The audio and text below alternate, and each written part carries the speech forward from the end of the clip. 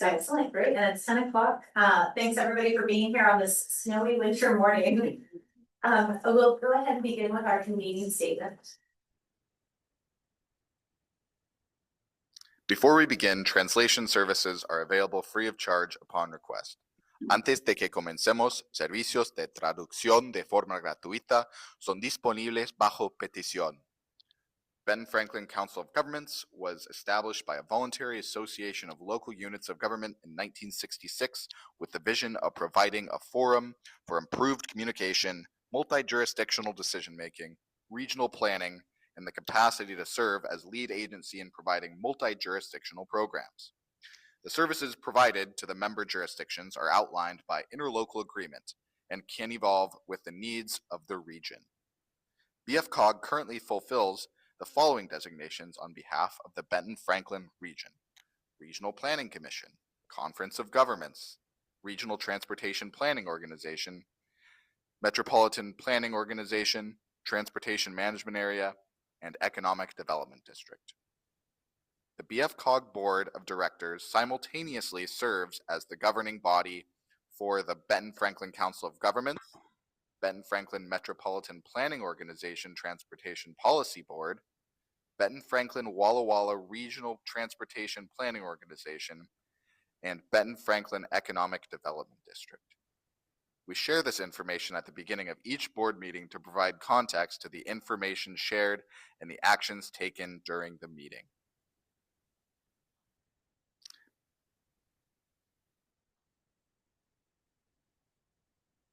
Do you have any guests present here today or online? Other than our presenters, we do not have any additional guests today. Right, please rise for the pledge of allegiance.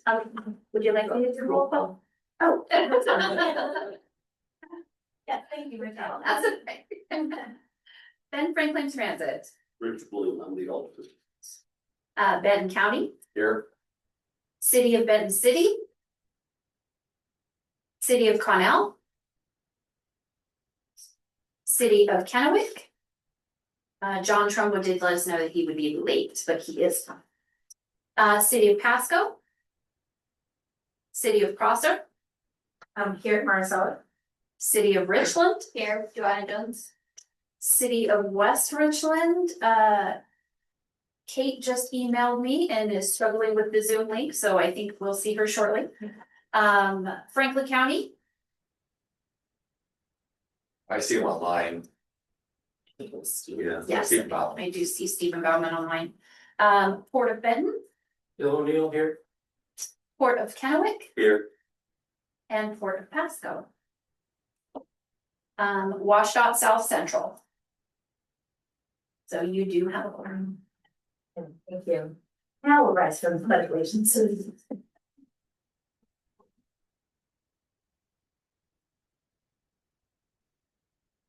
I pledge allegiance to the flag of the United States of America and to the republic for which it stands, one nation, under God, indivisible, with liberty and justice for all.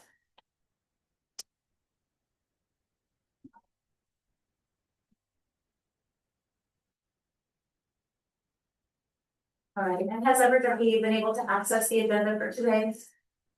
Any modifications to the agenda? Do we have a motion to approve today's agenda? I move to approve the agenda as presented. Second. All in favor of approval, please say aye. Aye. And any opposed? Agenda's been approved. And our next item is public comment. So this is an opportunity for anyone to let us know about anything, whether it's on the agenda or not. We do require that you state your name and the city of residence for the record and limit your comments to no more than 3 minutes. Would anyone like to make a public comment?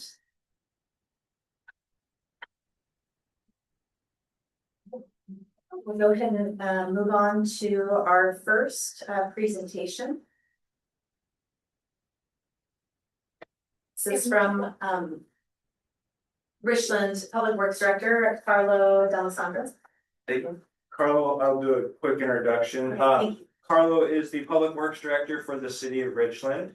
Carlo took over, I believe it was officially 2 years ago, has been with the city for many more years than that.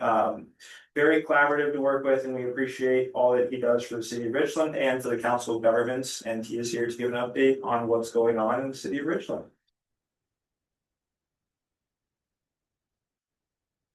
We want to pause for just a second. There was a problem with the Zoom link, and so we have 3 or 4 people that will be logging on eminently.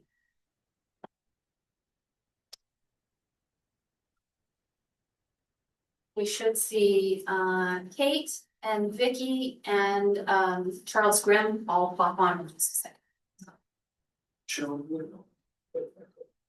Yes. No.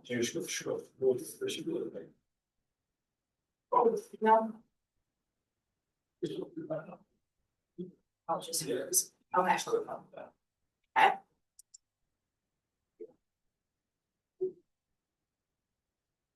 And also, we should introduce John Collinson, the city manager for the city commission as well. You know, you said the other, it's not me though, you need to be. I just heard he was presenting on Richland, so I thought I'd learn a thing or two. Or if you want to go ahead and get started. Thank you. So I'll be talking mostly about transportation updates. And I'll start with SR 240 Aaron Drive complete streets improvements. This is the interchange of SR 240, I-182 and Aaron Drive in the city. This is on our regional priorities list for the COG. And is one of our major projects for when we talk to legislators as well. It addresses a major choke point in the city of Richland at that intersection. There's delays to commuter and freight traffic at that intersection, especially during PM peak times.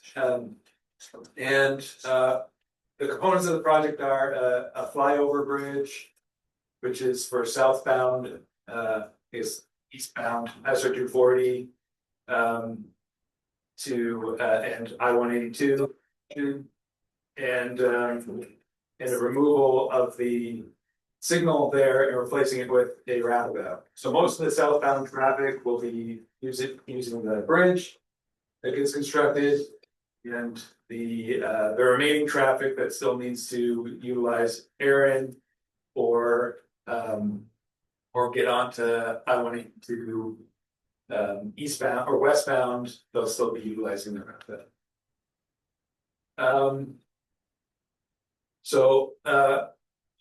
Another component that's really important is that we've created an active transportation connection to the Chandler Trail. That's important because the only other connections to the Chandler Trail in the city of Richland are over a mile apart from this location. But it's a really desirable spot to be because the Chandler Trail just about 500 feet of pedestrian pathway. We can connect Aaron Drive to the Chandler Trail. Important that way too. The great practice transportation as well, which is a major priority in the region. It's a pretty large project in terms of cost. It's almost $40 million to construct. We've already have fully funded the design portion of the project.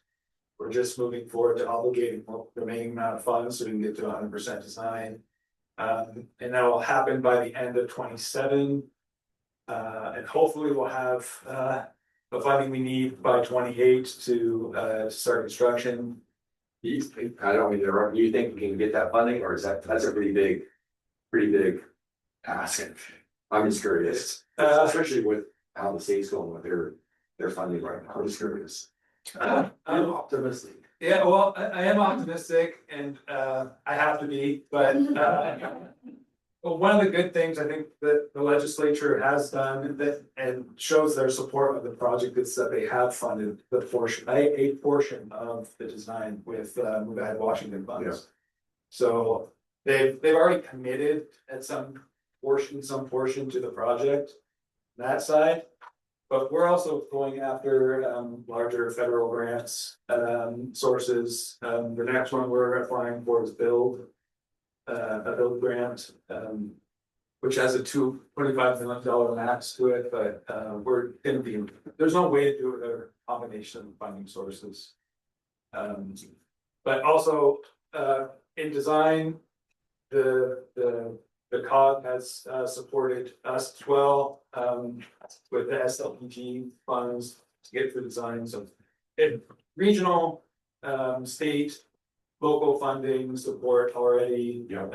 And it's on a connection to an interstate route too. So there is an FHWA component to it, so it's the hope is that because of that, the federal sort of connection to it, it also helps with that project. No, that totally makes sense. I appreciate it. Like I said, I wanted to get that out on there because I think that's important. I think your funding sources are, there's good potential for it. There's a lot of support. Thank you. Yeah, so those are the benefits of the project: pedestrian connection, improving the freight mobility, addressing a major issue on one of our tier 1 congestion management process corridors, and it's a high priority for our region.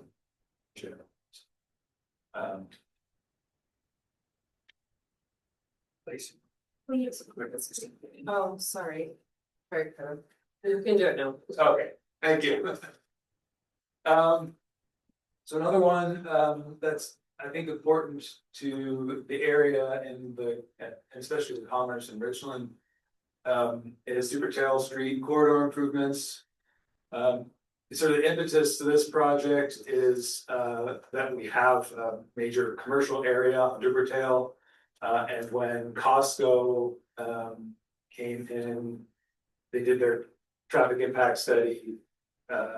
These are the improvements that are needed to Dupertail to support that development and the rest of development in the DNR area, 300 acres in the DNR area is being developed, which includes roundabout at Dupertail Kennedy, a roundabout Dupertail and that Vintner Square driveway, which is the driveway where Target and Walmart across the street from it, and improvements to the capacity at Dupertail and Queensgate intersection, as well to resolve some crashes at driveways and median, pretty much down the corridor to resolve all those left turn crashes that occur, and directing people to the roundabouts themselves, which are lower speed intersections that result in less severe crashes. It's been, I think, another important project for the region. It's got support from the Benton County Rural County Capital Fund, from the TIB, from our transportation impact fees. So these are transportation impact fees that work to a large chunk of Costco's traffic impact fee is going toward funding this as well as REAP.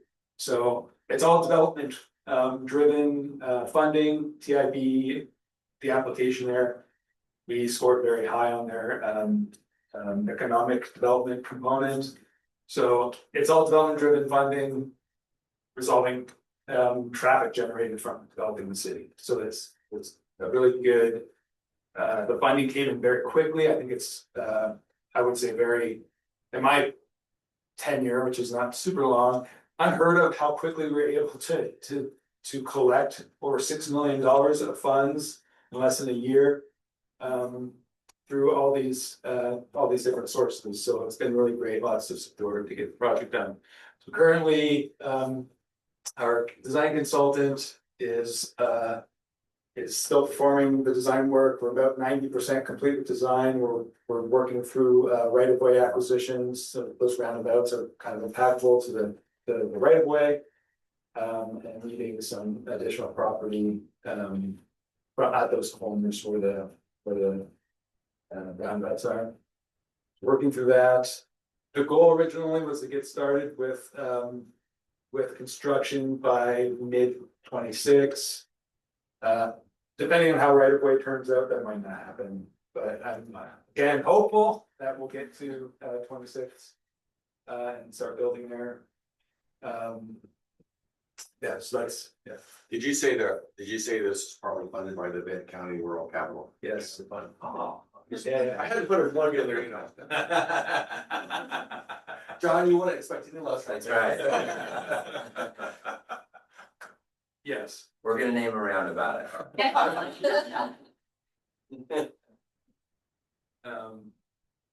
that's good, that's good. Named after you, right?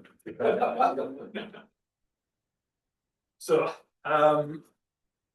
the last project I want to talk about today is the downtown loop, and if you haven't heard about it yet, your head's buried in the sand.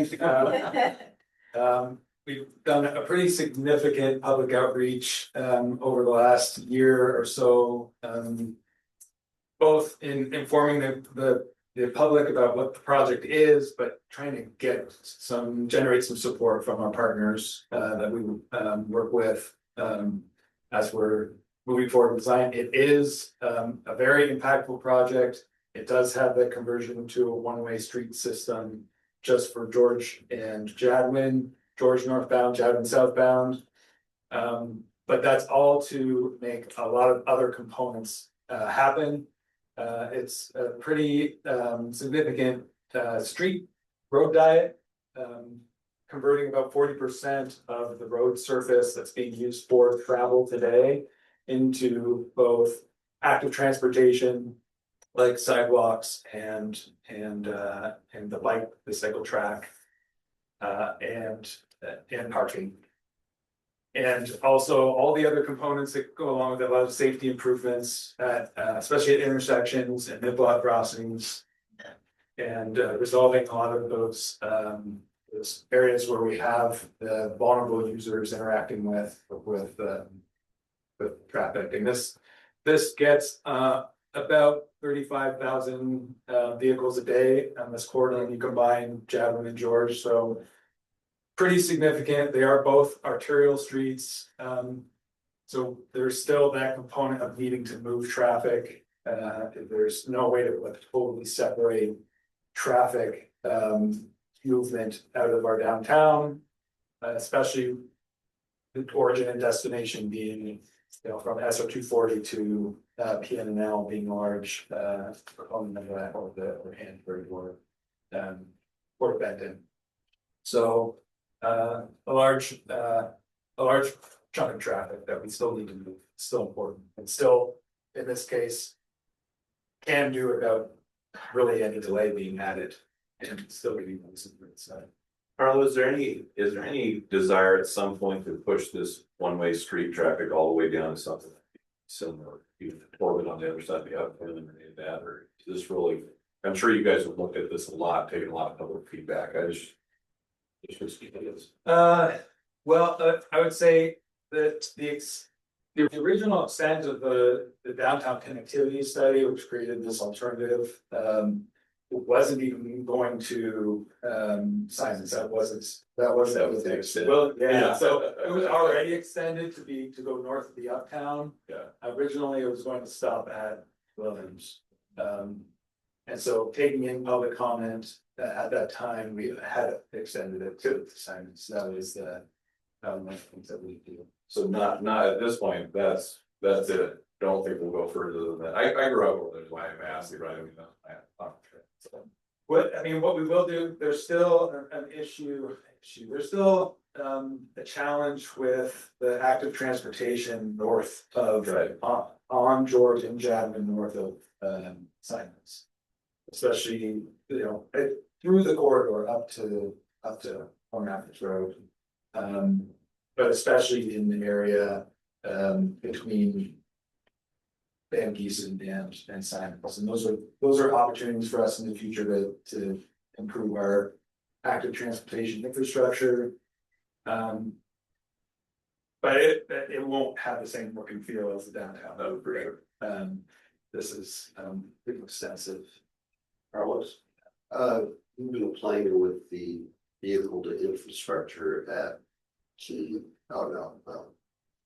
Dewtail and Queensgate. And we communicated with Roscoe, because I saw it light up on my screen. Doesn't work very well, but anyway. The question is, this project, because transit will be running those routes. I don't know if it's possible for us to get some sort of link to that, which would possibly save fuel for the buses. Because that would be a major, or if you're not sure what vehicle to infrastructure is, it tells you when the light's gonna change. And tells you what speed you should run to get a green light type thing. Now, I'm not quite sure if we can retrofit our buses, but it'd be nice if we can, for bus type routes, we could, focus on getting that to work. I don't know how hard it is. So I mean, that capability exists today. My traffic engineer has an Audi that actually does that right today. Yeah, It depends on what infrastructure and communication systems you have between what vehicle you're driving and our signalization system.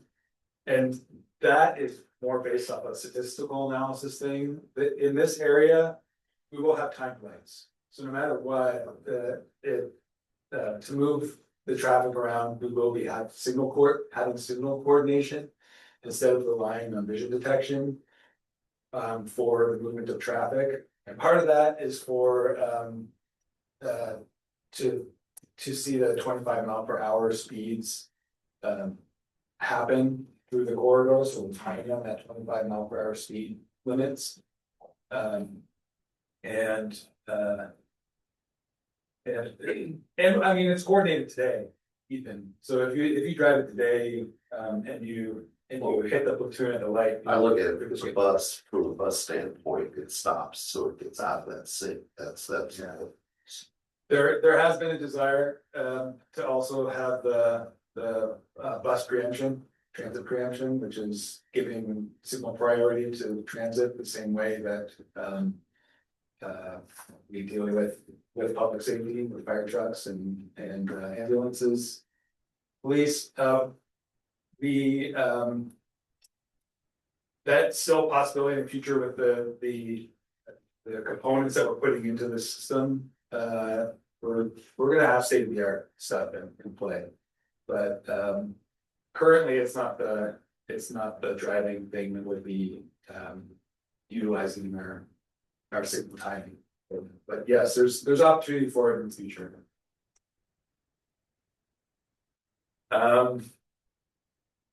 So where are we? So in terms of funding, it's fully funded. The project's happening.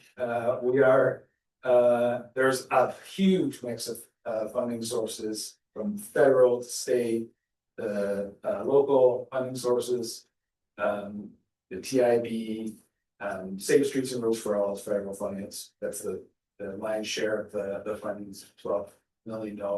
Safe Streets and Roads for All. The city's general fund, a huge chunk of the city's own local dollars going toward this project, almost say 8 million. So large support from both from local and from all of our partner agencies on this. We are very close to finishing design. The issue, right? The challenge, I have to say challenge instead of issue. The challenge right now is getting through right of way phase like it always is. But we don't have very large right of way takes, if any. They're very small and they're all mostly temporary construction easements. So we're just working through that right now. But there's a lot of them, so it's over 30. Yeah, through safety, access control at driveways, we'll have this better speed management through the corridor, safer crossings, these more comfortable facilities be in, actual bike facilities on the street.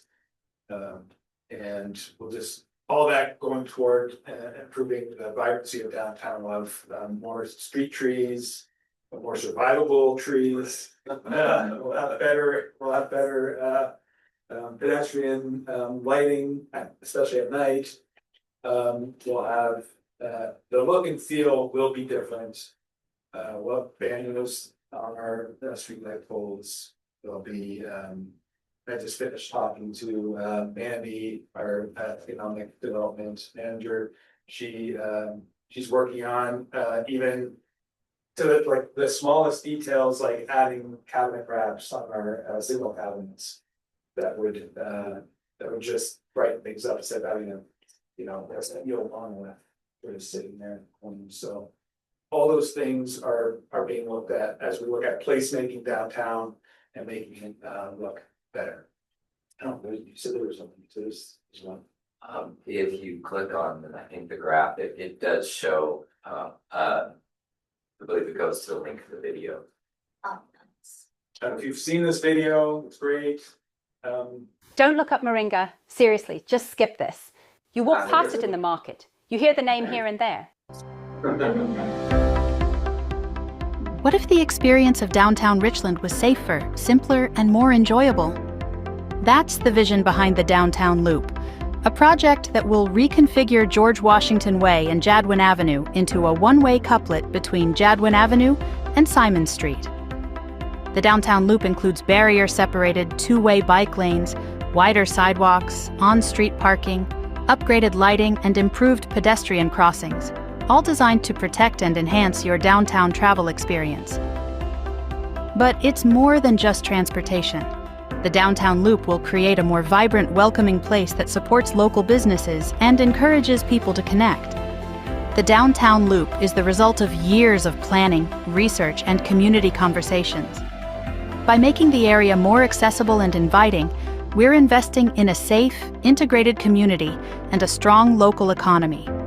Step into the future of Richland today. Stay up to date, explore resources, and get the scoop on the Loop at thedowntownloop.com.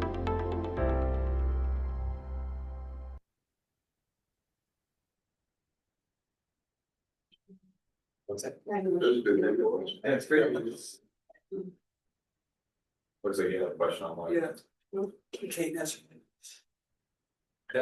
Kate, go for it. Hi, yes, thank you. I'm wondering, and I apologize, the audio that I got isn't that great on my phone right now. And I wasn't able to enter the meeting immediately at the beginning. So if you've answered this question, I'll just review the video later. But I'm wondering, with the Downtown Loop program, how is the Hanford 500 traffic going to affect that? Because I know there are a lot of people, I personally know, that hate going on the bypass coming from Hanford because all of the stoplights on the highway, because of that. So they take G-Way most of the time rather than taking the bypass. So could you talk a little bit about how that might, if you haven't already, affect the Downtown Loop?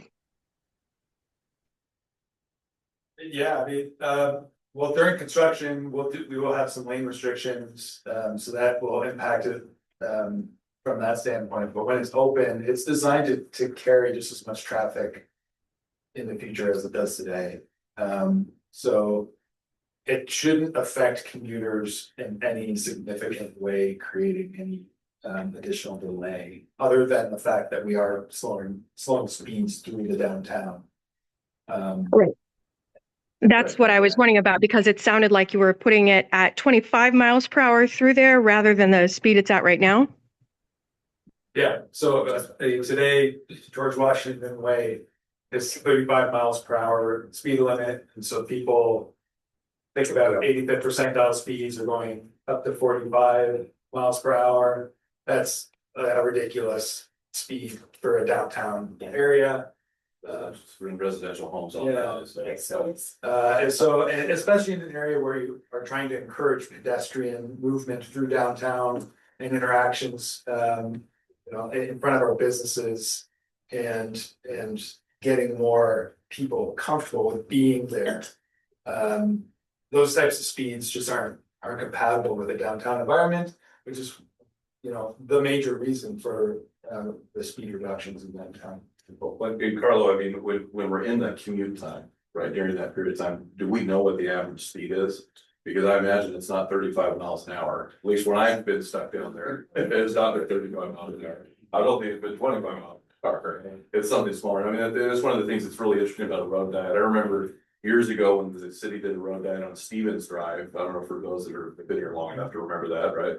But when they went to that, I remember thinking, oh my gosh, why would they do this, right? And then you get on it and you go, it flows, the traffic flows so much better, and it's much more relaxing to be able to drive through that. It's a better experience. So I like I say, I understand the concerns about having to restrict traffic through downtown. I'm excited to see how much better it is during the commute. So I know people won't think that, but I imagine it is. And I gotta say, yeah.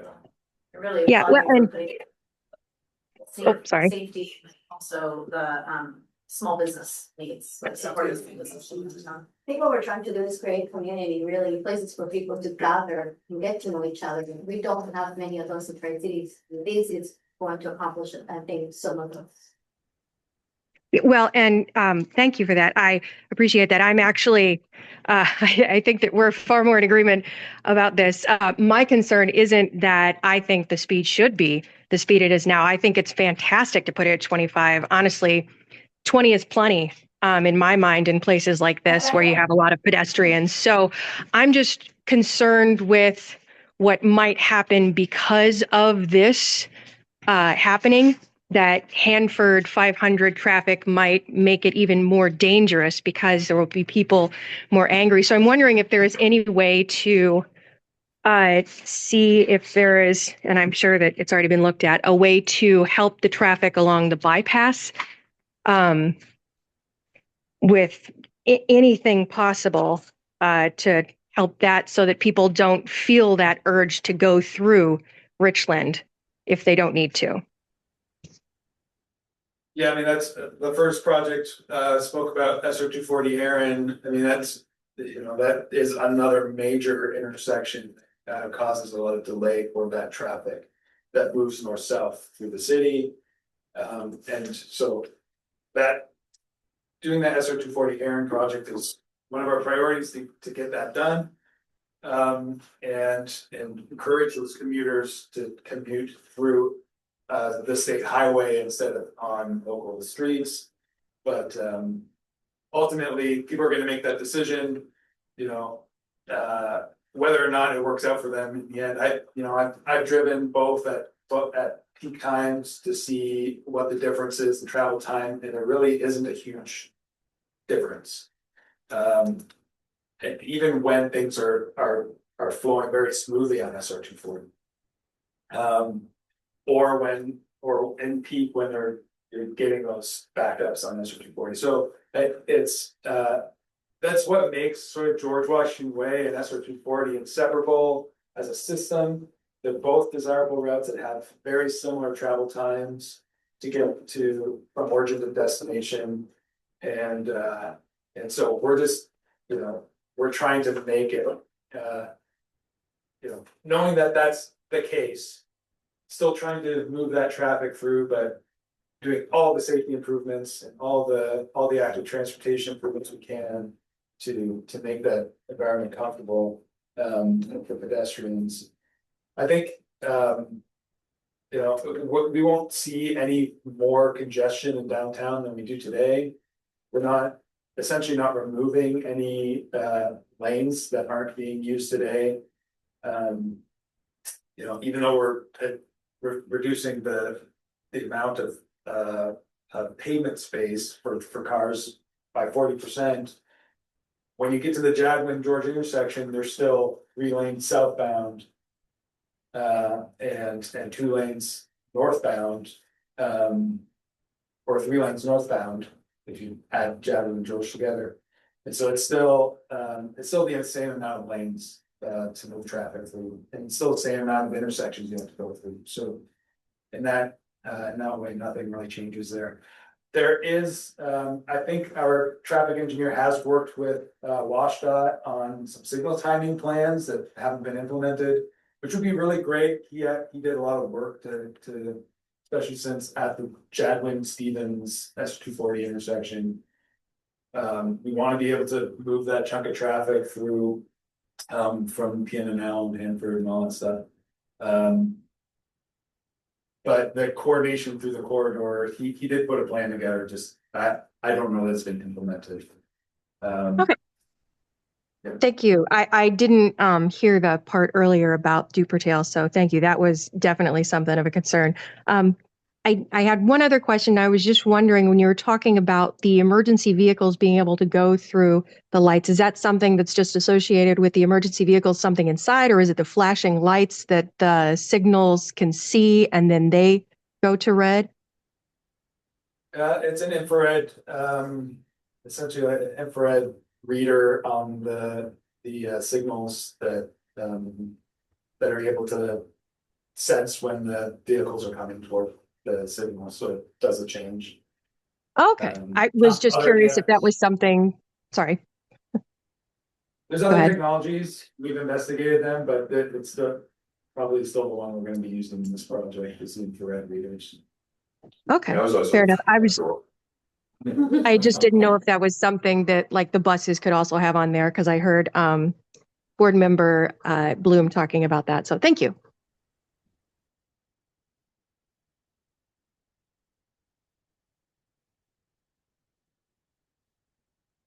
Thank you, Carlo, and I will say, one thing you forgot to mention, this is the first physically separated bike lanes in the Tri-Cities, the first two-way bike lanes that we get.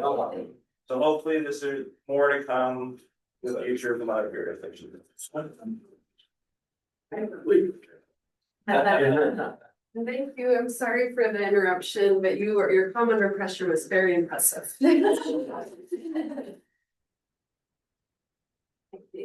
It's good. Awesome. Alrighty, good morning, everyone. My name is Lisa Funk. I'm a senior planner, and today we're going to talk about the RTP 2050 survey analysis. And this is actually going to line up quite nicely with some of what Carla talked about, since there's lots of concerns around our transportation system.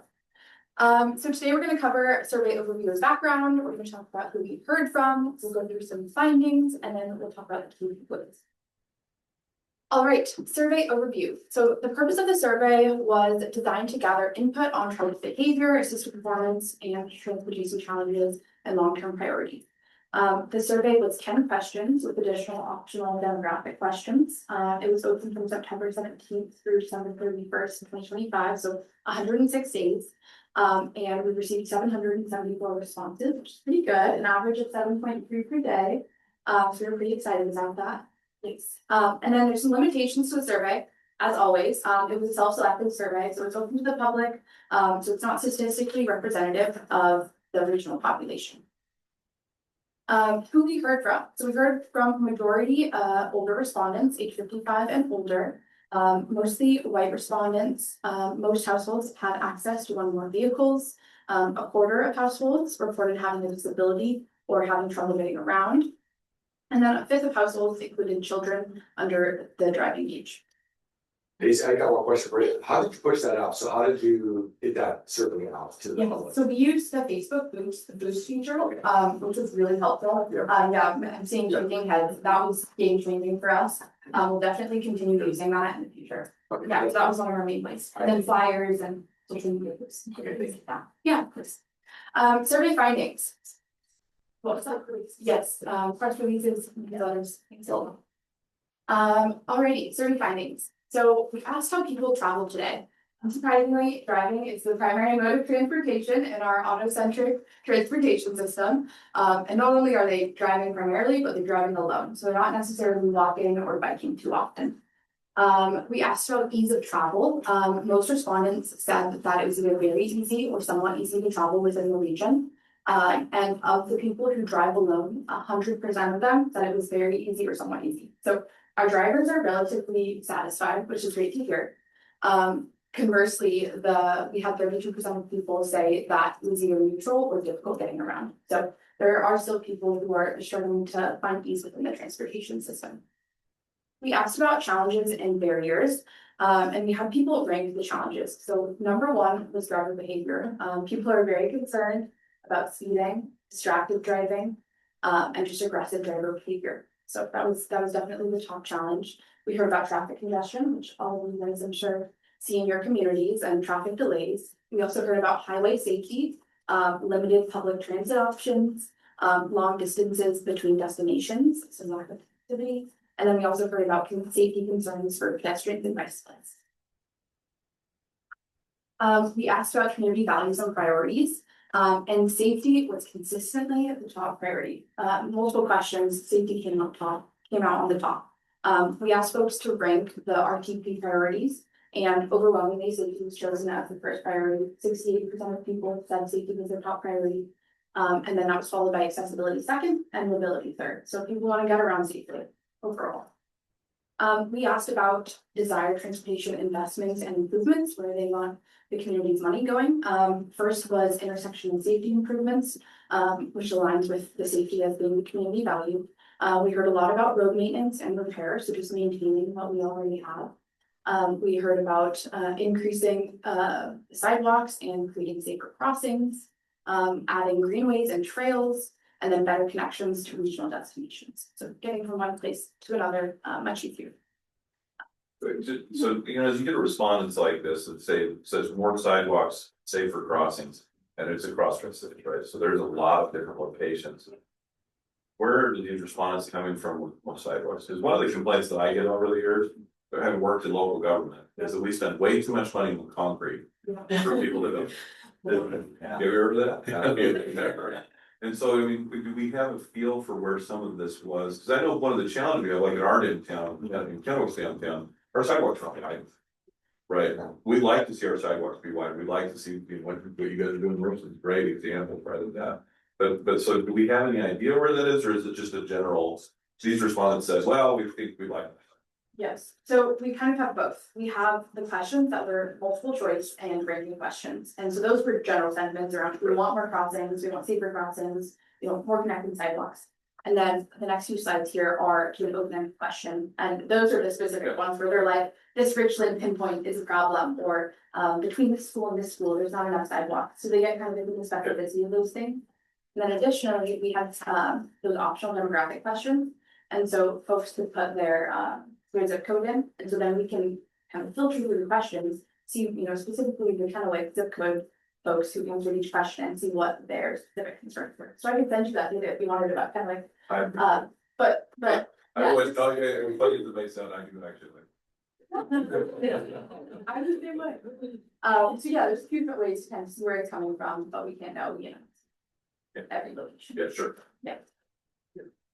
Awesome. So lastly, we looked at transportation and household context. So kind of putting together some of the demographic things with accessibility and mobility. And we saw that people who have disabilities or just difficulty getting around highlighted mobility and accessibility as an area of concern. Well, of course. We also saw that households with children under 16 were really emphasizing safer walking and biking infrastructure, as well as connectivity. So understandably, those folks who are relying on parents to get a ride or walking or biking to school, those households are caring more about that type of infrastructure and connectivity. So we asked an open-ended question, since we have lots of multiple choice questions, what would make travel easier? And since we have over 700 responses, we kind of put those into 6 different overarching themes. The first theme was safety across all modes, again, aligning with all the other parts of the survey. So a few of the quotes were, too many dangerous and aggressive drivers, and then bump outs at crosswalks, keep me safe when walking.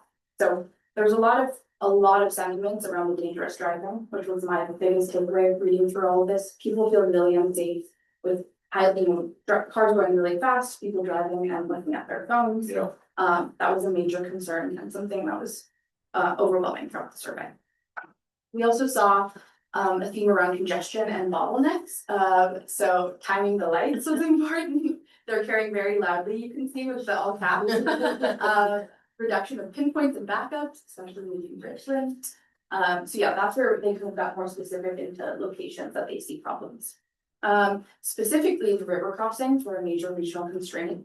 So the bridges as a bottleneck of the region, desires for more bridges, just lots of conversation around the bridges being an area of concern for people.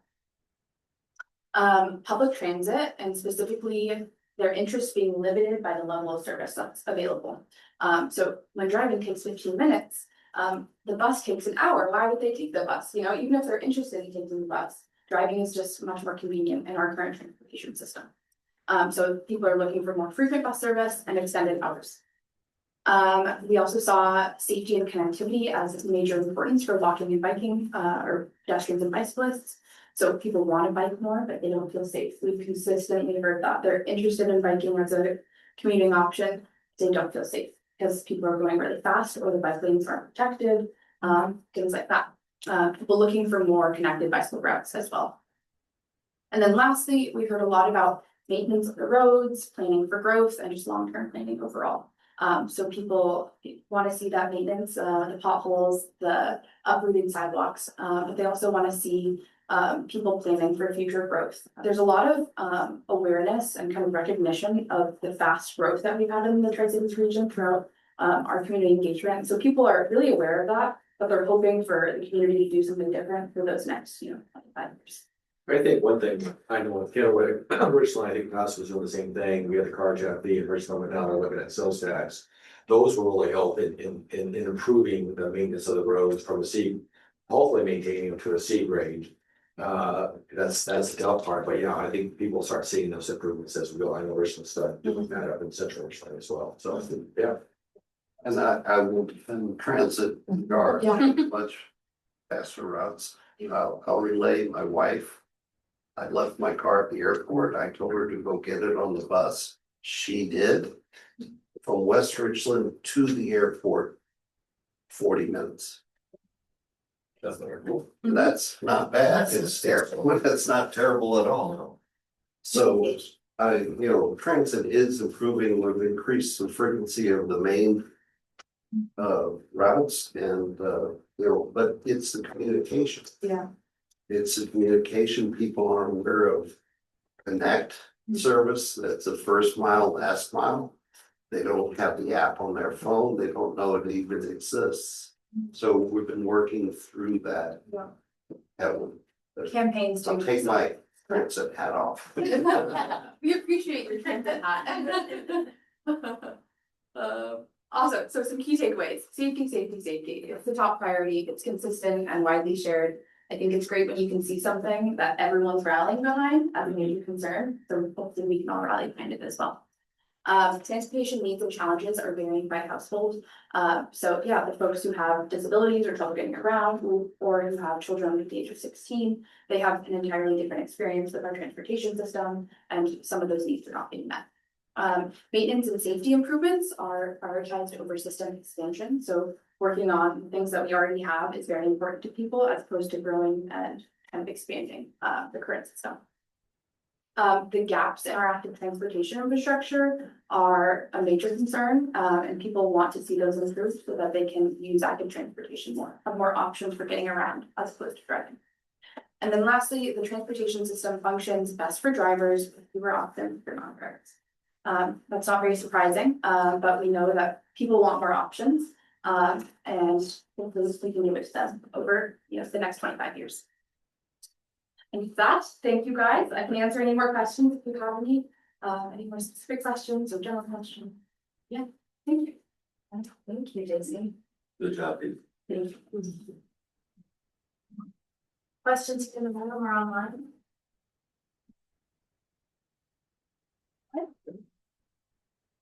I really appreciated the emphasis on design as it supports safety. I think sometimes there's a thought that signs are sufficient, like, oh, people are going too fast, we'll just put up a flashing sign and then they'll slow down.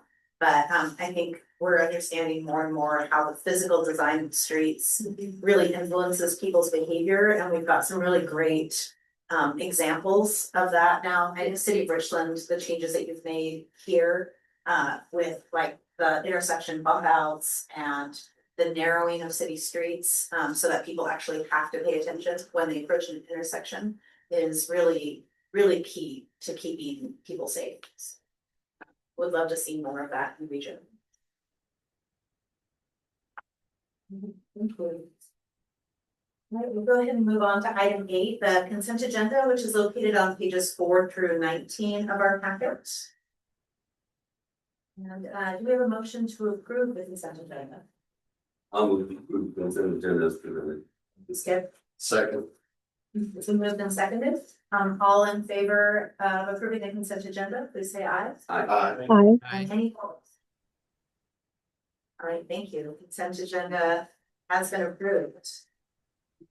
Moving on to item 9, our action items. First is Aaron with our MPO and RTPO action.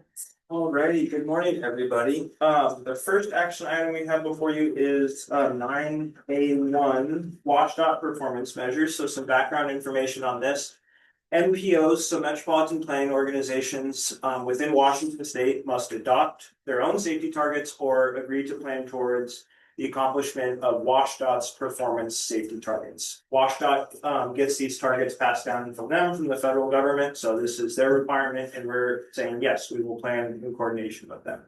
No MPO has said, hey, we will come up with our own safety targets. We are going to plan in coordination with WashDOT safety performance targets. Last February, the COG adopted to plan in coordination with this, and this is an annual item for us to make sure that we are planning in coordination with WashDOT's performance measures. There's 5 safety performance measures: fatalities, fatality rate, serious injury rate, and non-motorist fatalities and serious injuries. It's based on a 5-year rolling average, and you can see the numbers on the right-hand side of your screen. With that, there is a motion on the screen with a resolution for us to plan accordingly with the WashDOT performance measures. Yes. Aaron, do you mind going back to the previous slide? Yeah. So, I mean, some of these are some significant improvements. I mean, we're talking about, you know, very significant 30% improvements over serious injuries, and these are significant improvements for a 2-year period. We set these performance measures. How are we performing as our MPO?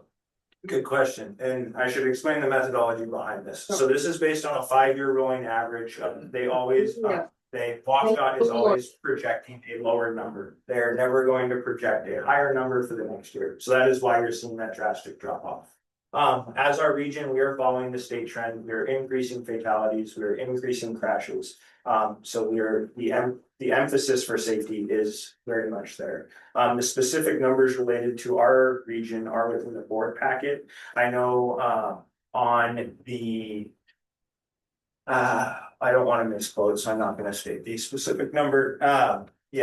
We have a number of our region is planning for 19.7 for this coming year. However, based upon our 5-year rolling average, we are increasing. We have 27.6, which is an increase from 23.4 on our fatalities. So we are trending in the wrong direction.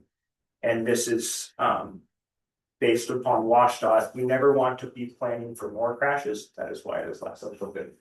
Well, I recognize that. I guess what I, as just kind of being new to this part of this program, it's always a little frustrating to me when we're setting goals and tighter goals. And I think that it's important that we do, but if we're not attaining the goals we have, to set goals that are loftier than where we are, seems like a really just a virtue signal that we're going to be doing. So they're not actually making that change. And so, understanding all that, just wanted to make sure I understood what the process was being new.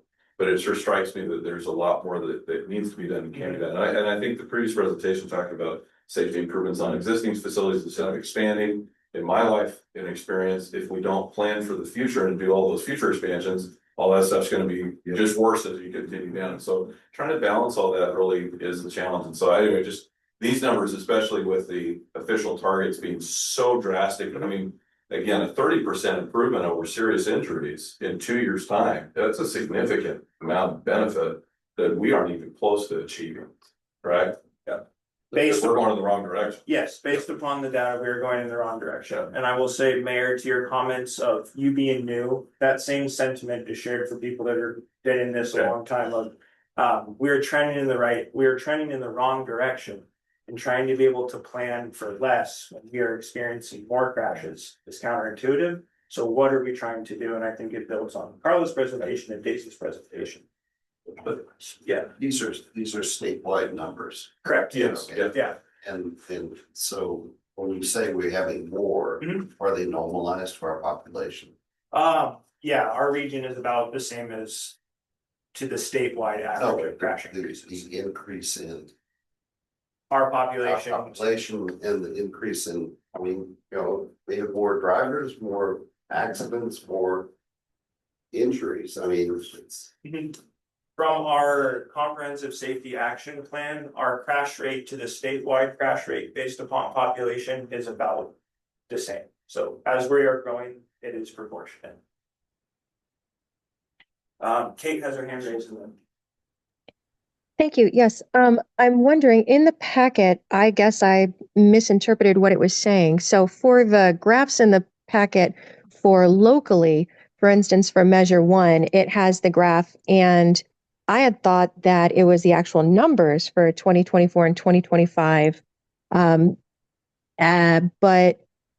I guess they're not. Those are just what we hoped they were. I guess, could you explain more regarding what the 24 and 25 numbers are in the packet on those graphs?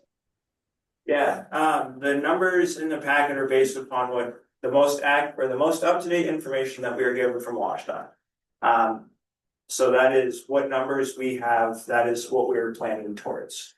But I think what she's asking is this an actual number of accidents or the number of accidents we want? So Kate, the number within the bar chart is the actual number. The numbers that are outside the bar chart are the projected rates based upon the 5-year rolling average. Okay, so we don't actually have numbers for 24 and 25, the actual? Because I'm curious if they, okay. Is there any way to get those, or do we have to wait for 5 years, I guess, after? They will be updated to us pretty quickly. There was some delay around the government shutdown that related to some land data, but those will get to us as soon as possible. Okay, all right, thank you. And just, sorry, side note, unrelated to anything, in case people haven't heard, the 100K stack is coming down, so there might be explosion sounds soon from far off or rumbling, just in case anybody's concerned.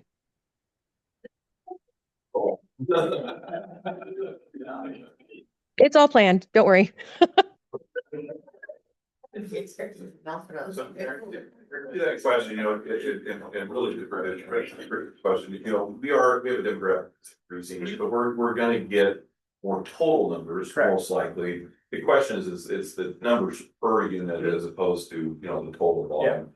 And so are we trending down on the total, or we're trending up on the total, or are we trending steady or down on the growth side of that? Per capita? Our per capita crash rate is maintaining with our growth rate. So as we are growing as our population, our crash rate is maintaining in that same percentage. So we may see an increase in the total, which means we're going backwards, right? Yes. Yeah. But really we're more staying status quo in that sense, because we're increasing population, and so the per capita rate is staying about the same. No, the inverse. So as we are growing, there are more crashes happening. And more crashes per capita. Correct.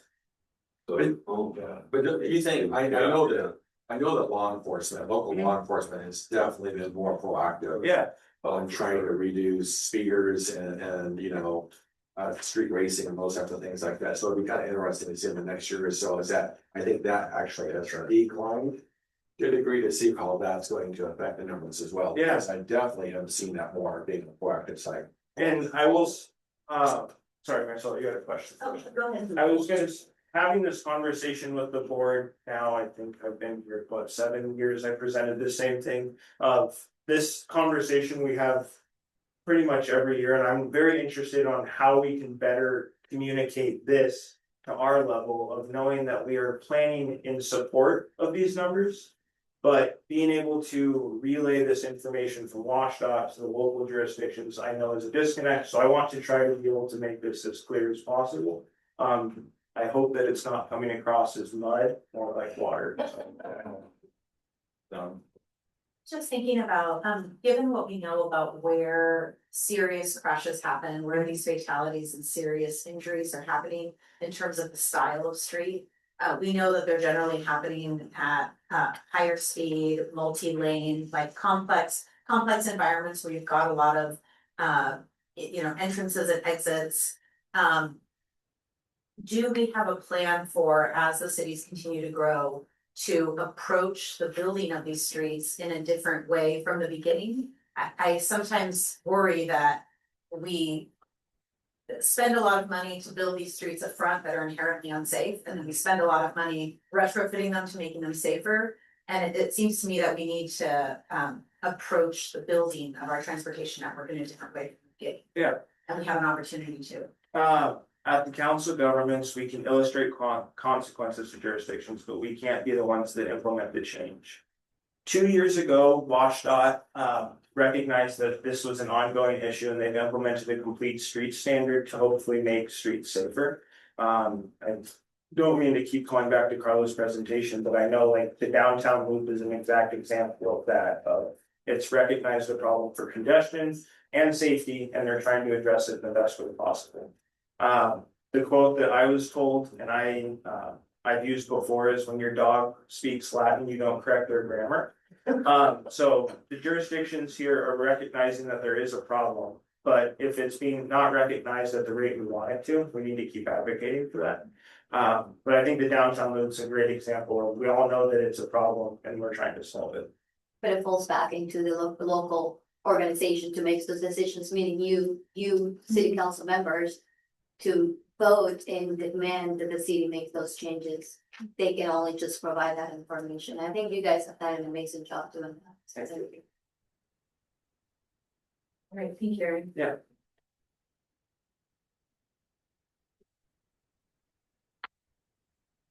All right, we have a proposed motion on the floor.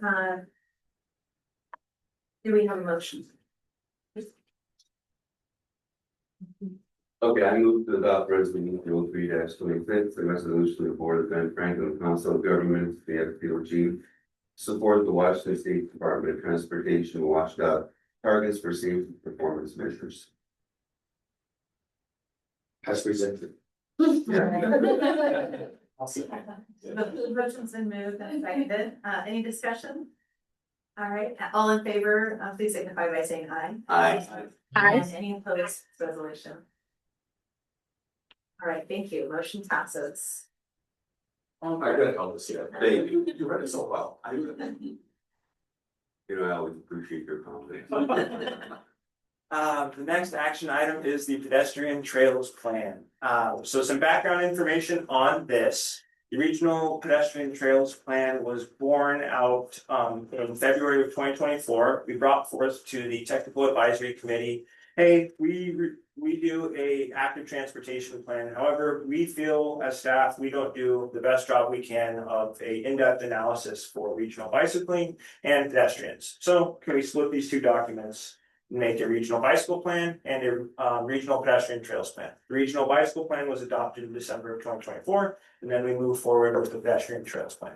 So the pedestrian trails plan provides a shared vision and clear framework for creating a safer, more connected, and more accessible regional pedestrian network for people of all ages and abilities. So what did we do?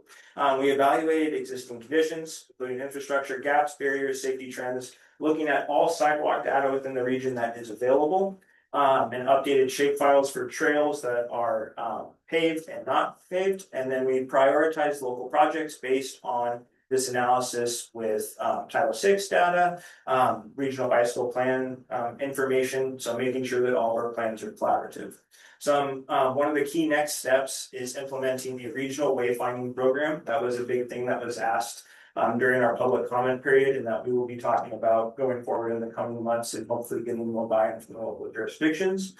So what does that mean? The example is if you are on the Sacagawea Heritage Trail, coming from Columbia Point, heading towards Benton-Franklin Transit, there's one sign that says Richland this way, it says Kennewick this way. We want to implement more signs like that, and hopefully it says here's the regional network, something that can be very similarly found in Spokane and other cities like that of, hey, Richland is 5 minutes by foot this way, Kennewick is 5 minutes by foot this way, and other specific locations. Are you going to include a QR with the QR code? Yeah, that's a great idea. To, bring up a map. Yeah. Excellent segue to this. So, here, this is our pedestrian network that is within the plan.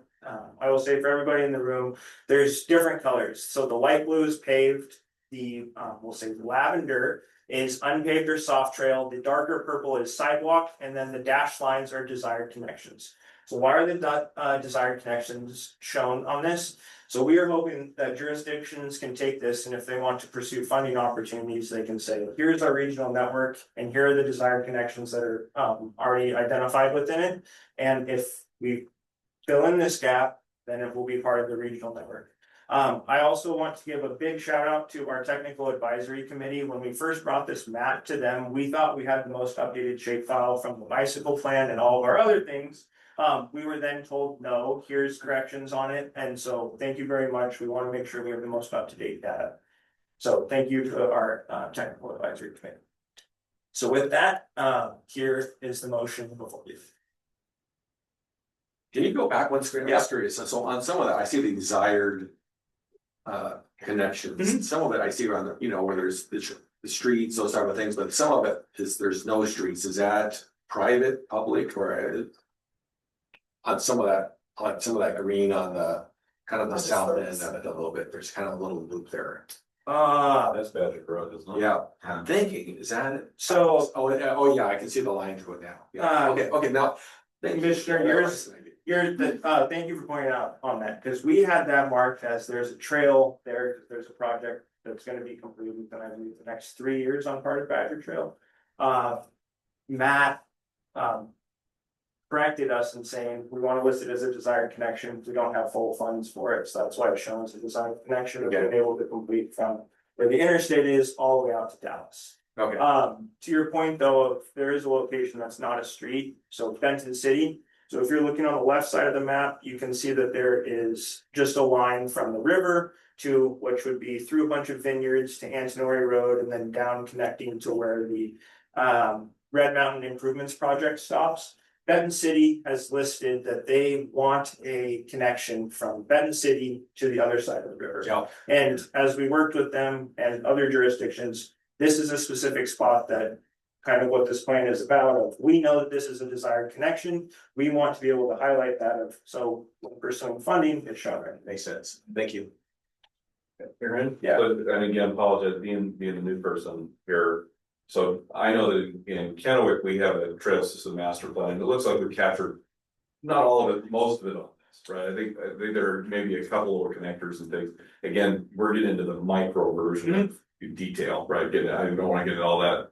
But there are some other places. So my day job at the Kennewick Irrigation District, we are working on a couple of different things, and they are not included on this.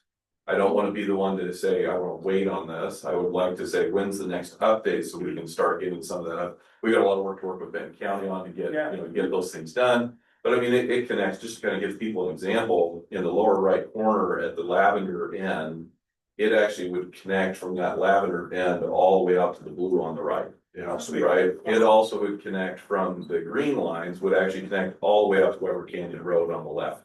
Right. And so I mean, there's some of those types of things that are in works. We've also been working with Friends of Badger Mountain for connections that would continue through West Richland and out beyond through Red Mountain, through the Red Mountain area, all the way to Benton City. Some of those are pretty aspirational goals, I think, right? But there's some of those types of things that, we've been working on, and quite frankly, KID's ability to actually get those into a play where it would be in this form and available has been a really long road. And so we're almost there, right?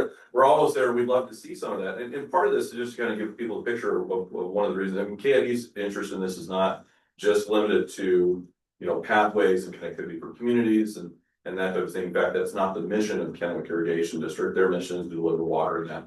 But it is beneficial in a couple of ways. And one of those things we've been talking with Senator Murray's office is some of the wildfires we have up against the south ends of our cities, really having the irrigation district being improved to that point to where it can help with firefighting and some of those types of things. It has been a real change. And having the trail network included with some of those enhanced firefighting capabilities, they really like the idea of combining that into some congressionally directed funding and some of those types of things. So you can see that's where some of the desire would be for me to make sure that it gets included maybe not this time, but sometime in the not too distant future. So what is the next time we would be looking to update this? Because I don't want to slow any of this down. I mean, I'm the first, I'm gonna go, hey, for a second, I'm gonna slow this thing down, but we want to add to it. It's great what you guys have been doing. I'll say, I apologize if we missed any of the trails, partially from January to February. I sat on that Trails Master Plan Committee, so that was part of all of the lines that you see in Kennewick are all of the canals that were part of that. So if there are any that I missed and the desired connections were reflecting that plan. So I would say, as we're updating our regional transportation plan, so hopefully before the end of this year or early next year, this will be updated as well, so that could be done. So if you want, we can find a time for you to mark up the map and say what is missing, please let us know. As it's not a major component of the plan, this is something we want to keep very up to date. So when a project is done by a jurisdiction, it can be reflected on that. And we'll have one of those CDBG grants funded, and we just had a council meeting on Tuesday approved an agreement with Washout for funding for the next path. Sweet. Paved path. And so those will be things, like I say, we'll keep coming forward. So we're happy to help be part of that, and some of the staff at KID will be once helping the market. That's great. Just to clarify, when we did the active transportation plan, was it on a regular update cycle of Every 4 years. every 4 years? So I would say this plan updated 4 years from now, but as we're doing our regional transportation plan, which is the culmination of all of our work, there will be all of our systems will be re-looked at. Yeah, no, and like I said, it's really a new thing. I mean, I don't know, I've worked at KID for over 20 years, and I remember being the first couple months I was there, kicking people off the canals, right? Because they have no trespass sign, right? That's what they're doing. And then finding out I was the only person doing that. And honestly, it worked since then. Had some opportunities to be in Arizona and see some of the things that they've done. And since then, I mean, really for the last 15 years, to really get Kennewick Irrigation District to recognize the benefits of having these be trails. Yeah. And Such an asset. well, it really is a benefit to the irrigation district. I mean, it's an asset to the community, but the idea that you get the right people on the canals reduces low level crime and all those other things. And what was really kind of fun in all this is to have the Columbia Irrigation District, like we've been working on it for years and years and years, trying to convince people. And we went to the Columbia Irrigation District going, well, maybe they'll think about it. And they were like, oh yeah, we like this. We're gonna do it right now. So anyway, thank you. Charles. Right, yes, Charles. Oh, thank you. Good morning, everybody. No, I just wanted to add in that I really appreciate all the work that's been done on this. I think walking trails and pedestrian paths really improve the quality of life, just throughout our region in general and everything like that. You know, what did stand out to me though is kind of, it goes along with the comment earlier. I think one of the biggest frustrations we hear from citizens sometimes is when we have a street that's been made already. And I get it, you know, some of those were done decades ago without the forethought of where we would be decades later. But I think it does get to be frustrating for the citizens when we go back and maybe take away driving lanes for the sake of, you know, bike lanes or pedestrian lanes, just because we see the exponential difference in what people use to drive and that kind of stuff. And so as much as, you know, like to the comment earlier, as much planning that can go into our future road use, not only here in Pasco, but maybe throughout the area, just to include bike lanes, to include these pedestrian paths, you know, and if that's a wider right of ways or whatever that is, I think, you know, would save money in the long run, add to our quality of life, and just give us a better reputation from our citizens that scratch their head at us sometimes. Thank you for your comment. And Charles, I will say I gave proper kudos to the city of Richland for protected bike lane. There is going to be a cycle track put in on Road 100 shortly. That will be the first one in the region. So kudos to the city of Pasco. Yeah, I love that. We're all trying. I mean, all the municipalities are trying. And again, I support this measure. And I think these are the kinds of things that really add to our quality of life throughout the area. Thank you. All right, thank you. Any other comments or questions on the pedestrian trails for us? I do forward. So I know we're the Benton-Franklin Council of Governments, appreciate the city of Prosser. A little further out than that map shows. Is there any plans to include trails that go all the way out to the edges of the county? Yes, and this is something, I believe it was, so to this specific question, I think it was 2 years ago, Daisy and I sat in on a meeting with, WashDOT. They had a pilot program of implementing cycle tracks or pathways within, we'll say, more disadvantaged or parts of the community that have not had any active transportation routes. And Daisy and I had a conversation with WashDOT and we identified, I believe it was Edison. And then we looked at Edison and then connecting Benton City and Prosser. We moved forward with OIE connecting Benton City to Prosser as getting funding for that roughly 22-mile stretch of road. It's going to be very difficult. Not booing Brian, but it was silent for a couple of years, and then when the report came out, that location between Prosser and Benton City was identified as one of the 10 locations for potentially having a cycle track there. I don't know if future funding has gone in to be able to implement that, but that is very much on the radar. And you can see on the left-hand side of the map, there's that dashed line that kind of goes to nowhere from Benton City and then reappears on the Prosser Inlet on the bottom left. That is that future pathway that would be put in there. Thank you.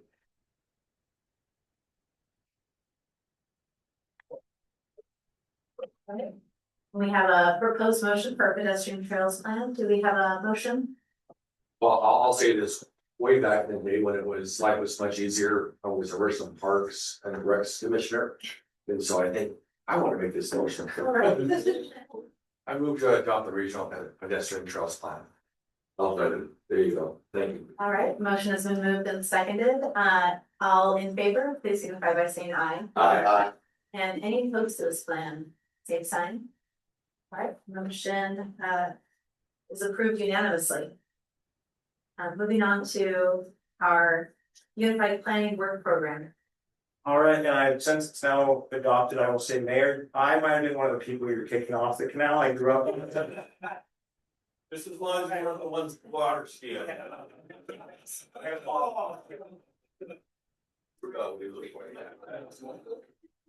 All right, so the next item is the State Fiscal Year 2026 and 2027 Unified Planning Work Program, UPWP amendment. So just as a quick overview for our new board members and I'll say even our old board members of the alphabet soup of acronyms that are thrown at you. So our UPWP is the federally and state required document that describes all the activities that the Metropolitan Planning Organization and Regional Transportation Planning Organization will be completed over the biennium. So our over a 2-year period, along with the associated budget with those work tasks and what funding we have. Within the amendment that is before you, or excuse me, we have done these mid-biennium amendments, 2 previous bienniums we've had. So in 2024 and in 2022, we shifted to a biennium UPWP in 2021 as it was requested as a best practice by WashDOT to have it be in alignment with their budget. This amendment is not required by WashDOT. However, it is a best practice that we are trying to do to be able to be as transparent as possible and to keep this document as updated as possible, as it is the most public facing representation of here are our finances, who is involved with our planning program, and here's what will be done. So the amendment that is proposed to you is we received $45,000 from WashDOT to complete our human services transportation plan. So we're adding that $45,000 within the plan. We're also adding the language of consultant involvement for work tasks to human services transportation plan. As that is one of the requirements within the UPWP is if you are going to have a consultant work on a work task, they ask you to say there will be a consultant working on this. And then we have also updated our technical advisory committee and board members to reflect the current makeup. What they have to say. You said you updated the tag. Oh. Who they were. Who they were. So who they, yes. Thank you. We'll go for those motion to approve the UPWP amendment. Do we have a motion? Your turn. Move to adopt. Wait, somebody else is agree. Move to adopt the SFY 2026-2027 UPWP amendment. Thank you. This is Kate, I second. Motion been moved and seconded. All in favor, please signify by saying aye. Oh, I think, oh, yes. Do we have a question, comment? Hi all, Go ahead. this is Kelly Dolan from Federal Highways. Great presentation as always. I just had a quick question about where that $45,000 came from. Is that from WashDOT or? Yes, it is from Okay. WashDOT. It's from I have the specific funding source in the packet, but it's from a state funding source specific for the Human Services Transportation Plan. That's what I thought. I just wanted to make sure. Yeah, and I'm sure I'll see it in the UPWP, so no worries there. Just want to double check. And do we have any additional questions or comments? It's from the Rural Mobility Grant. Perfect. Thank you. Thank you, Kelly. All right, so it's been moved and seconded. All in favor, please signify by saying aye. Aye. And any opposed, same sign. All right, thank you. And our last item here under our DPO action items is the BFCOG and Transpo contract amendment. All right, thank you very much. So we currently have a contract between the Council of Governments and the Transpo Group that was adopted in May of 2025 for travel demand modeling and transportation planning assistance.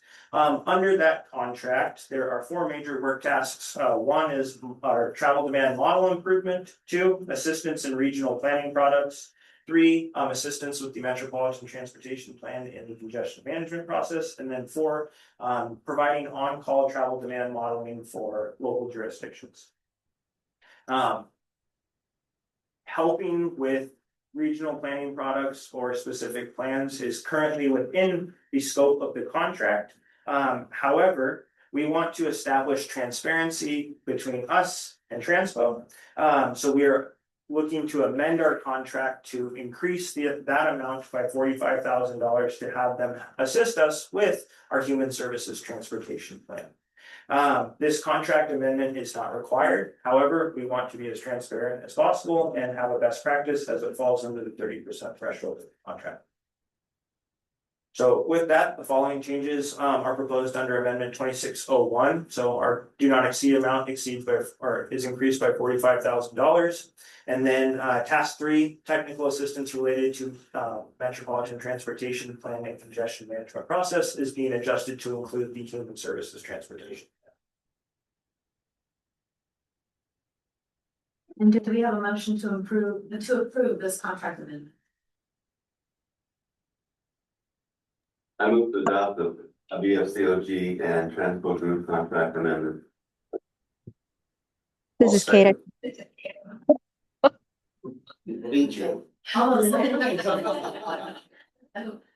been moved and seconded. Any further questions? Discussion? All right. All in favor, please signify by saying aye. Aye. And any opposed, same sign. All right, very much. And we'll move on to item 10. Aaron, you're back up there. Yes, right. So this is your monthly update of our obligation status. So just as a refresher for everybody, as the Metropolitan Planning Organization, we are required to spend a certain amount of money before the end of the federal fiscal year. Our obligation authority target, so how much money we need to spend within our federal fiscal year, is $5.5 million. Currently, we have 13 projects that are programmed to obligate within the year, amounting to over $8.1 million, which is good. However, we need to ensure that we can meet that target. If we don't meet that target, we get sanctioned and the funds go elsewhere to the state. We don't want that to happen. We want the funds to stay here as they've been programmed for us. So each month, Tanner does an excellent job of asking technical advisory committee members, so what is the status of your project? And you can see that This is meant to increase our transparency as much as possible of the date that they have provided us, and then each month we will then provide the date that they are stating. So this is showing what projects are shown for 2026. Within your packet, you have the full breakdown of the amount and things like that. I also want to state not our March meeting, but our April meeting is our, I'll say, come to truth meeting at the time. So at our April meeting, the technical advisory committee members that represent these jurisdictions, they will say, we will be able to obligate to have this project done before September 30th. If they say, yes, we will we will obligate, and then they don't, they lose the funds for that project. On the other side, at the April meeting, if they say, we cannot obligate, we would like to shift it to next year, they get a 1-year pass to do so. And then, if you all remember, then we have our contingency list that we established from our call for projects that was based on preservation projects. That fills in the gap of that funding source. If there is additional gaps within funding, we will have a discussion at the TAC of how we can come up with that, but that is based upon the April meeting. It allows jurisdictions enough time and us to be able to put forth those preservation projects. So just wanted to give everybody an update on that for the next couple of months.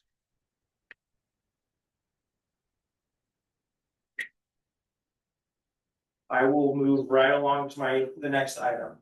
So this past month, we participated in our quarterly MPO RTPO WSDOT coordinating meeting. This is a quarterly meeting to make sure that statewide items are all being discussed and all MPOs and RTPOs are on the same page with WSDOT. Within your packet, I provided a breakdown, but some of the relevant topics that were talked about at the meeting that will be impacting our region are WSDOT provided a legislative update on a couple, or on, I believe it was like 17 different bills, but 3 of them were of specific impact to us. So House Bill 2143, if you rewind back to June of 2023, WSDOT published something called the Vehicle Miles Traveled Proviso. This is a follow-up to that, calling out that regional transportation plans of certain RTPOs will provide for reductions in greenhouse gas emissions and vehicle miles traveled. Benton-Franklin Council of Governments is one of the impacted RTPOs. There's still a lot of things to be discussed and hammered out with this bill. So as there's more discussions and things like that, we will be updating all of you. So as it's called out within our RTP, one example is, are we going to be the responsible reporting agency, or is it going to be at the scale of local jurisdictions? What does that mean? Is it at county level? Is it at city level? Our region is very specific, as people could live in Pasco and then, or live in Richland and work at Pasco. So then who is it accounting for? Where do the vehicle miles traveled start and end? So those are things that will get hammered out. Next one is House Bill 1701, Growth Management Act hearings shifted to Commerce and repeals the GMA Hearings Board. As there's been some GMA hearings within our region, just wanted to let you all know that it's moving forth that the Growth Management Act Hearings Board is going to be repealed, and all of that responsibility is going to fall under the Department of Commerce. Next one is Senate Bill 6335, is reallocating some planning and policy duties from the Washington State Transportation Commission to WSDOT. With that, it's we're talking about this coordinating committee.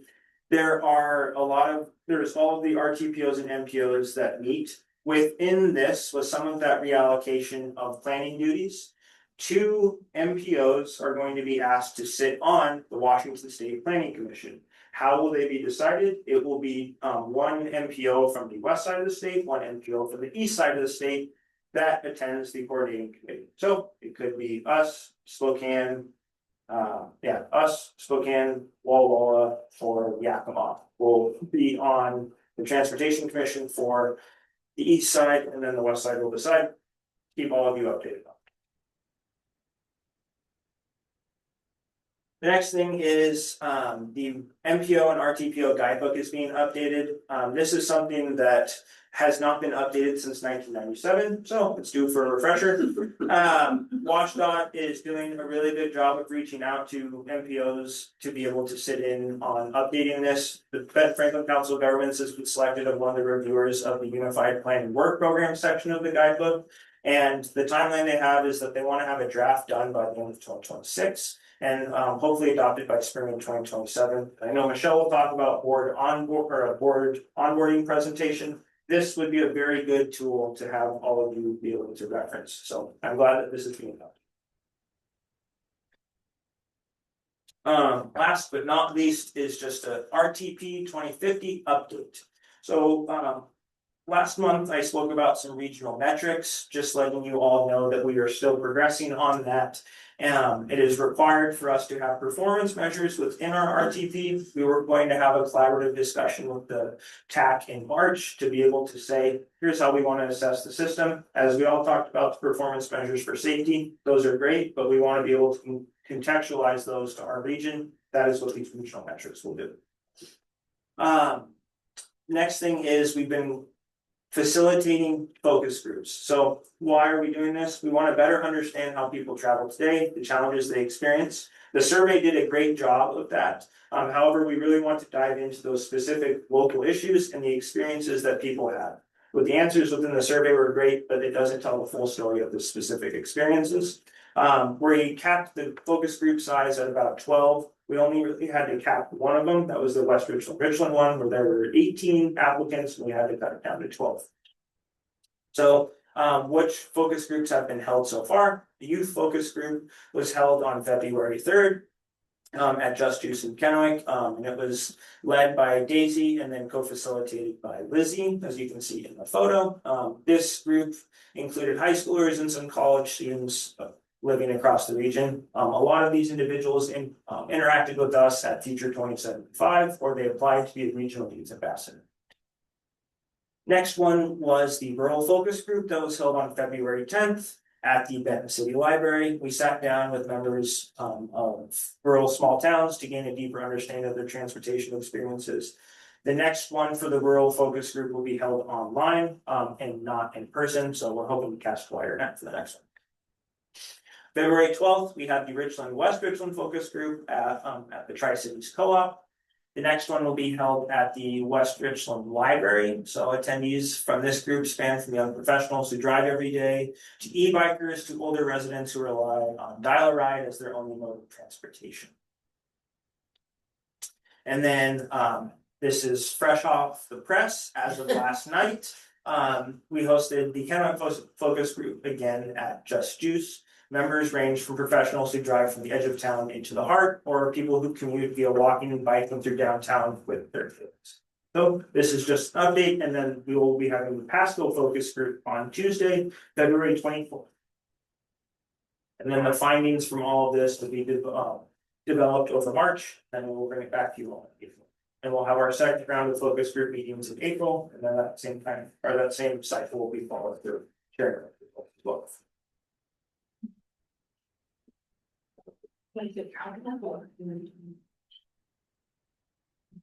Go. Oh. Hey, you have a question? Yes, I was just wondering, did you say that there was another one coming up for the West Richland focus group? That is correct. I can't remember their exact date. It will be in April at the West Richland Library. Second week. Thank you. We had a city council member yes, at our West Richland focus group, Tom.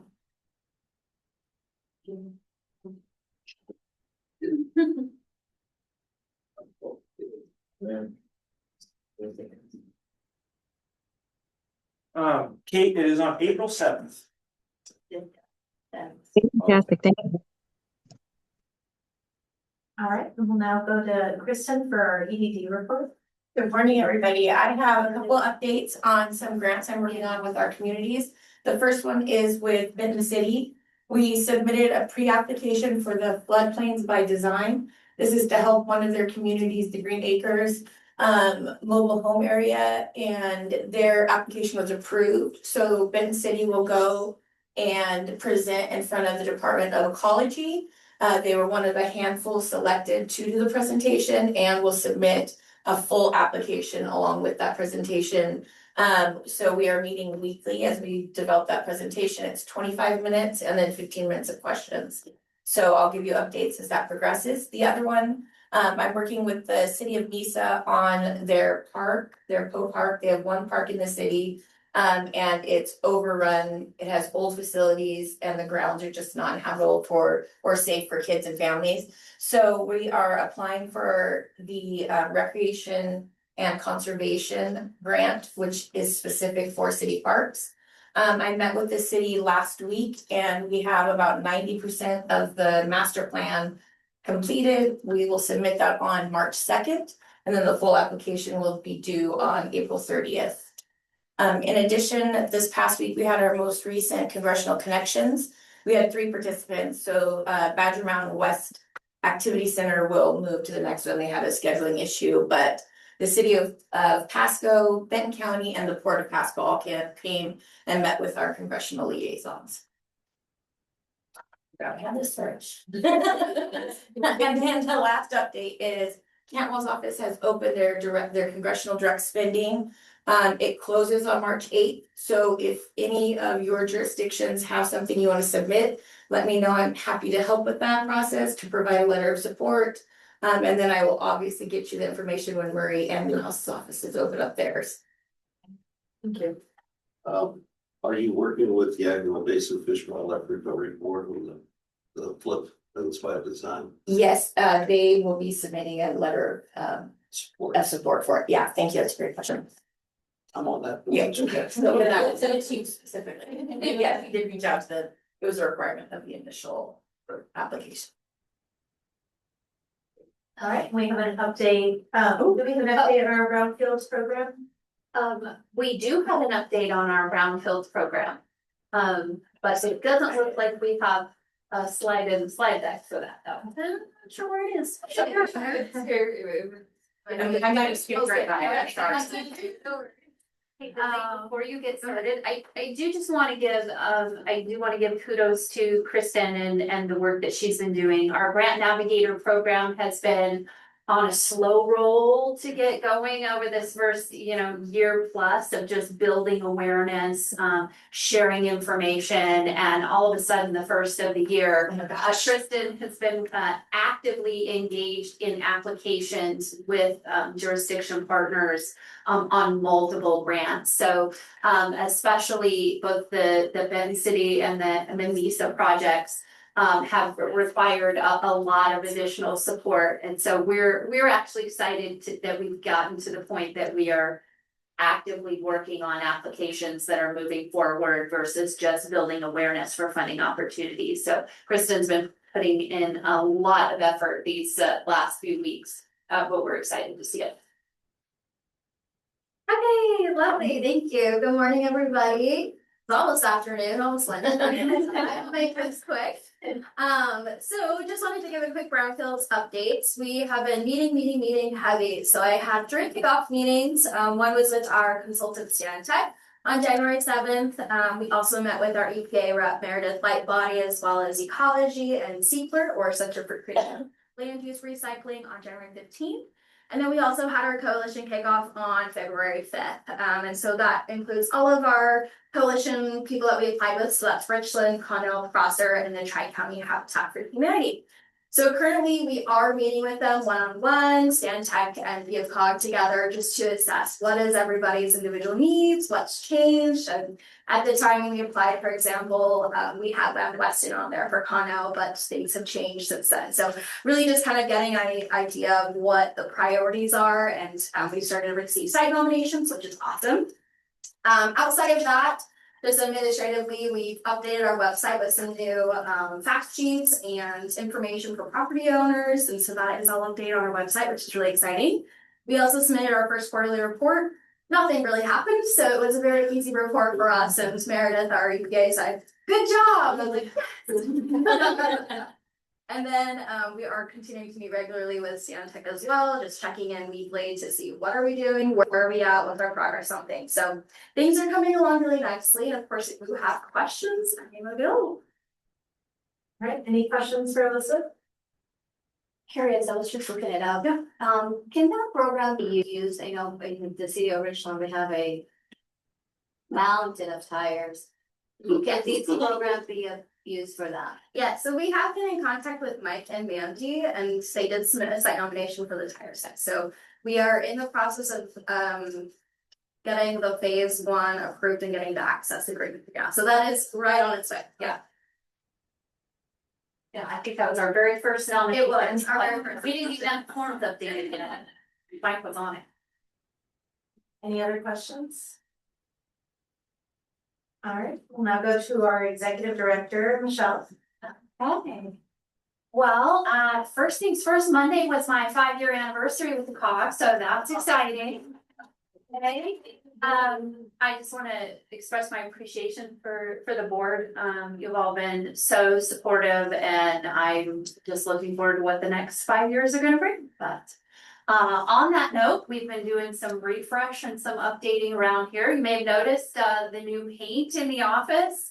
That was an exciting refresh for us to just have an enjoyable space to work in. Alexis Hernandez and I have been working on compliance updates for the employee manual. Yay! Along with a draft policy for accommodations. We'll have those ready to come to the board next month. We've also, Alexis submitted our 2026 indirect cost recovery plan to the Department of Interior, who is our cognizant agency for that. Unusual, the Economic Development Administration subcontracts that work to the Department of Interior. Otherwise, we don't do anything with the Department of Interior, but they do our cost recovery plan. With the government shutdowns, there's been some delays. We submitted our plan back in December. As of last week or early this week, we were like 14th in the queue for review. So maybe by Q2, we'll get our cost recovery plan. Of course, the office was repainted. Alexis, Lacey, and God love my husband and all his volunteer labor. We had to break down cubicles, move a lot of things, put things back together. So they put a lot of effort into that for us. So wanted to make sure and appreciate them. As part of our strategic visioning as staff back in the fall, we did a refresh on our team core values. This is something that we incorporate into all of the work that we do and really focus on how we want to function as staff inside our organization. So we included those in your board packet, but I wanted to share those with you as well. So we came up with 8 values. Excellence through accountability. We achieve high quality work through resourceful and analytical thinking with efficient processes. Leadership through stewardship. We lead responsibly by stewarding resources, relationships, and trust with care and intention.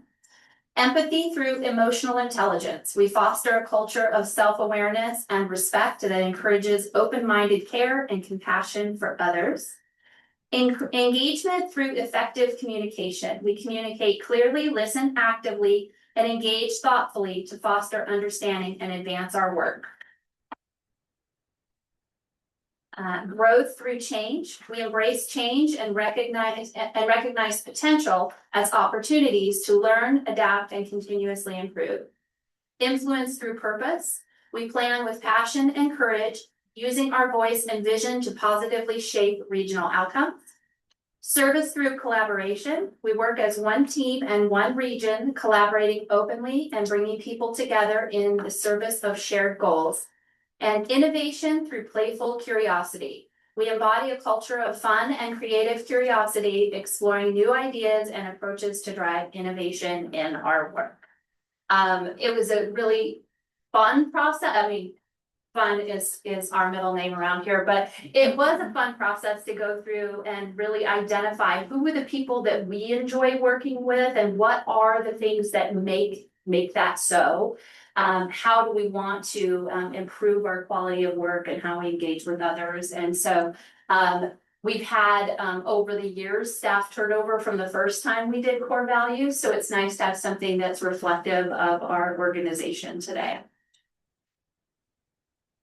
So for the board of directors, the proposed public engagement compensation policy that we tabled at the last meeting, as staff, we are still taking a look at that. So if it becomes ready, we'll bring that back. I did send a request out to individual board members that if you have further clarity that you'd like to provide for us in that process, we would like to hear that information.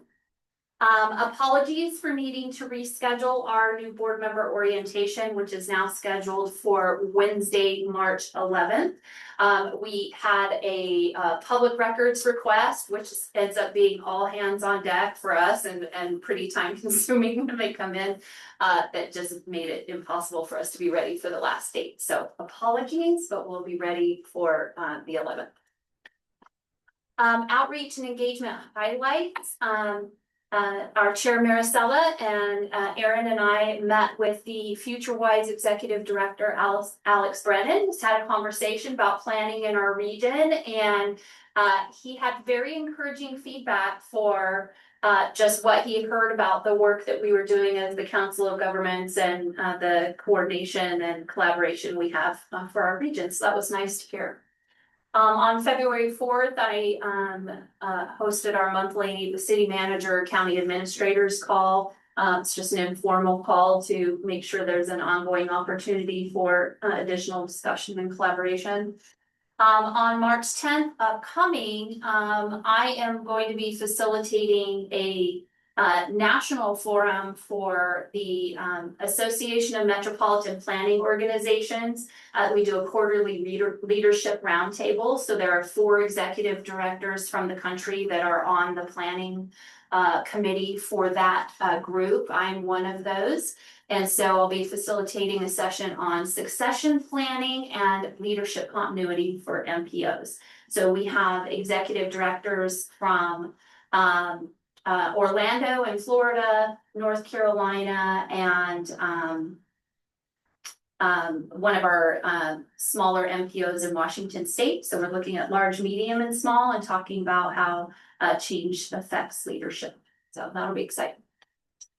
Partnerships, Alexis and I made sure that the SAO audits were completed for the Benton County Public Facility District and the Tri-Cities Regional Public Facilities District. Yay, you're both done, no problems. Glad those are finished. I am working with the city of Prosser to facilitate with their council efforts to update their mission, vision, and core values for the city. So our first session for that is coming up on March 3rd. So I'm excited to work on that, something that I'm personally passionate about. So it'll be a fun opportunity. That's something that we're doing under our broad umbrella of technical assistance. I'm not usually the one providing technical assistance, so it's a nice chance for me. Rural Prosperity Summit being hosted by Franklin County on March 26th. And I actually have that as a discussion item for us under new business. And then our Economic Development Partnership Planning Program grant. We reapply for this every 3 years. The grant has been submitted. It was submitted on time. We've gone through a couple of back and forths. It goes through a regional level review and then goes to the federal level review. It's in federal level review now. We've received this funding since the early 90s. We have no reason to believe we won't receive the funding again, but we're waiting for the award that will probably come screeching in at the end of March for the beginning of the new grant cycle that starts the first. Okay, and that was it for my report. Any further details about the Rural Prosperity Summit? Yeah. Oh, Kate, yes. I can wait. I've got a question about what you probably know I'm going to ask about. Oh, the Mid-Columbia Building Appeals Commission?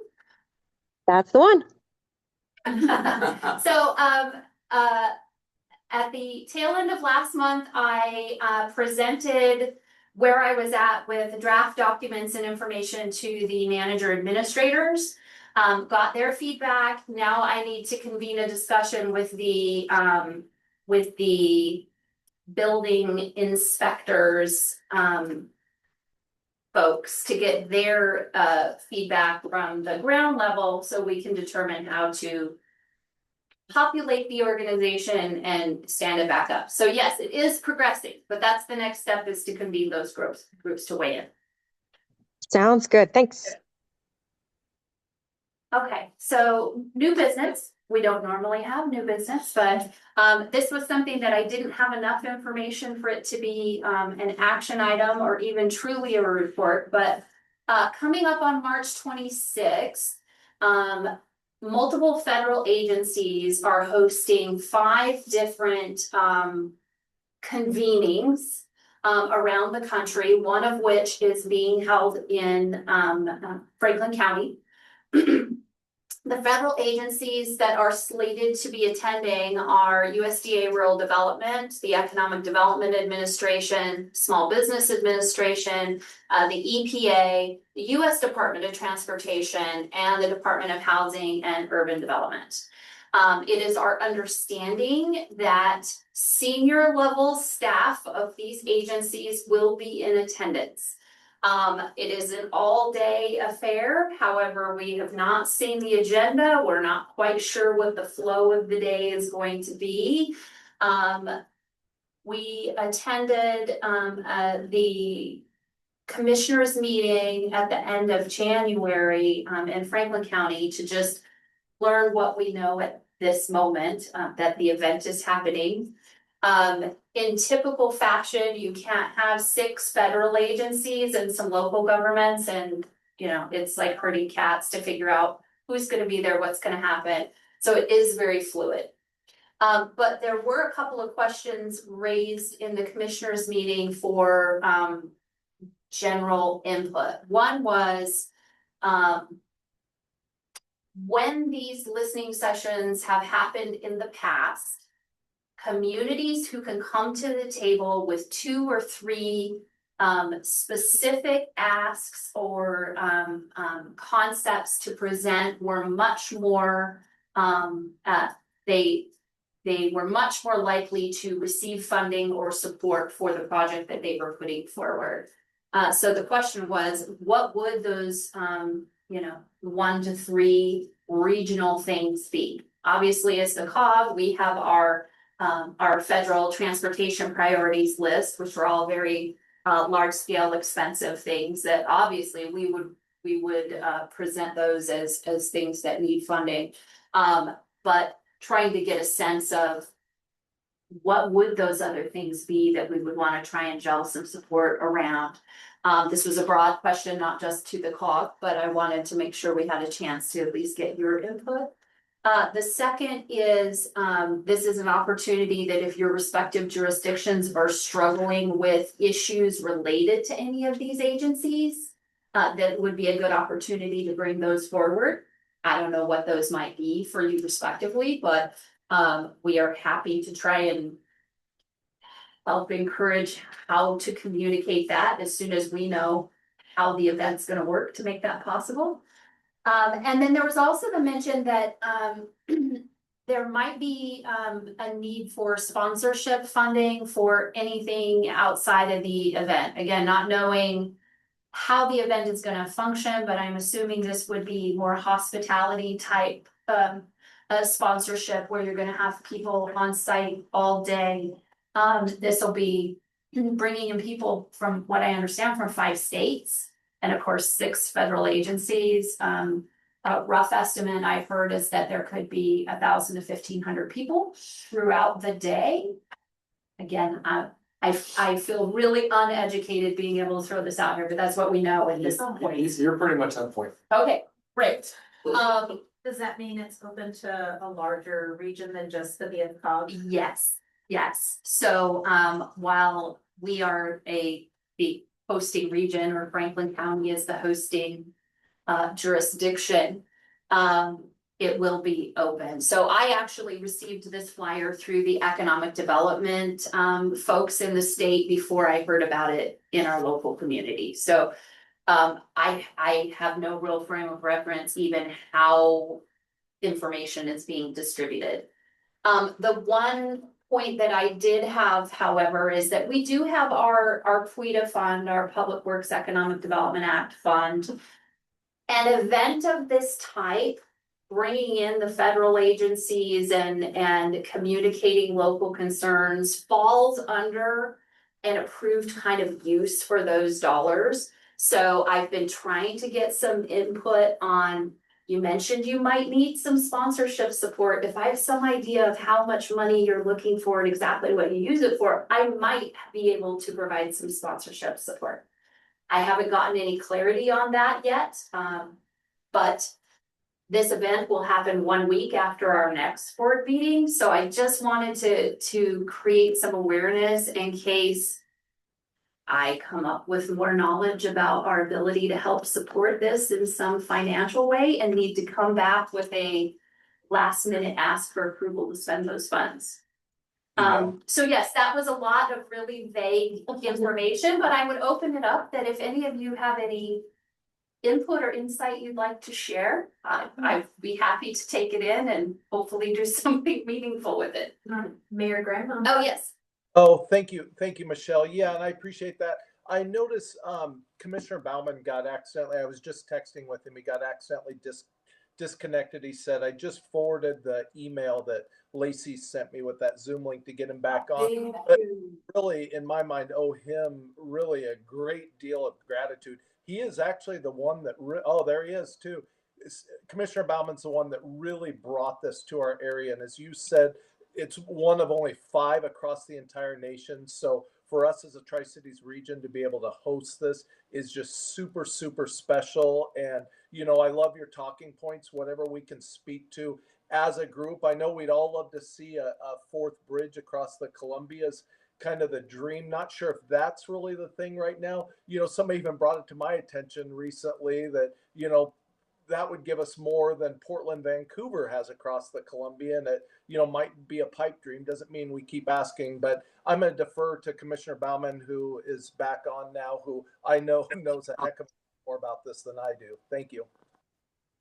Thank you so much. And Commissioner Bauman, I'm so glad you're back on. I was really kind of struggling. So any input you'd like to share on the event and what's happening and how we can help support it and also represent our community to its best, we would love to hear that.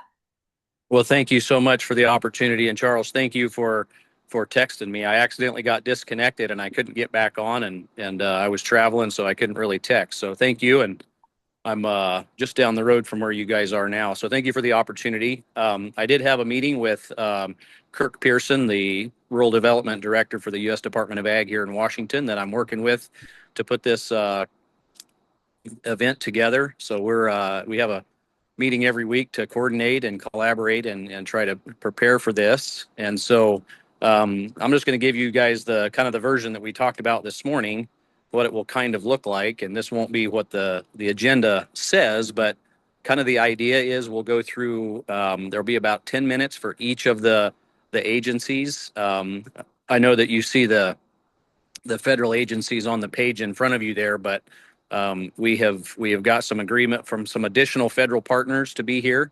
And there's a possibility that we'll even have cabinet level representation there. So really excited about that. The plan for the morning is to let each of the agencies speak and describe their agency and who they are, what they offer, and how to interact with them. So that'll be the morning. And then the afternoon will really work a little bit like a resource fair, where the morning it kind of teaches you who they are, and the afternoon is for you to go talk to the different agencies. They will have staff there and business cards and handouts and examples of the programs. And I think maybe it would be helpful if I just described to you how that we got to here. So Kirk Pearson came last year, and I got to spend about a little over half a day with him. And the conversation really started from, we were in Colotus with the mayor there, and when we left, I asked Kirk, I said, how is the mayor of Colotus, who has a full-time job that has a huge need in his community, how's he supposed to do this? How's he supposed to know who to talk to? So we literally talked about that for almost an hour of how do we do this? So that's where this idea was born. And Kirk called me and said, let me tell you the idea that I've got. And so that's where this came from. So the idea is for everybody that's there to know these different agencies, what they have to offer, and then be able to connect with them one-on-one. And I am just really excited. I think this is an amazing opportunity. It started to grow legs, and so the administration has decided they would like to do this across the country in 5 locations, and we're just blessed to have one of those be right here in the Tri-Cities. And so would love to try to answer some questions. One of the questions I know I've been asked a number of times is about, how are we paying for this? The federal agencies can't pay for this. And so I've talked about sponsorships at some level. I should be able to answer some of those questions if anybody has anything specific. But yeah, would love to answer questions or clarify if there's any way I can.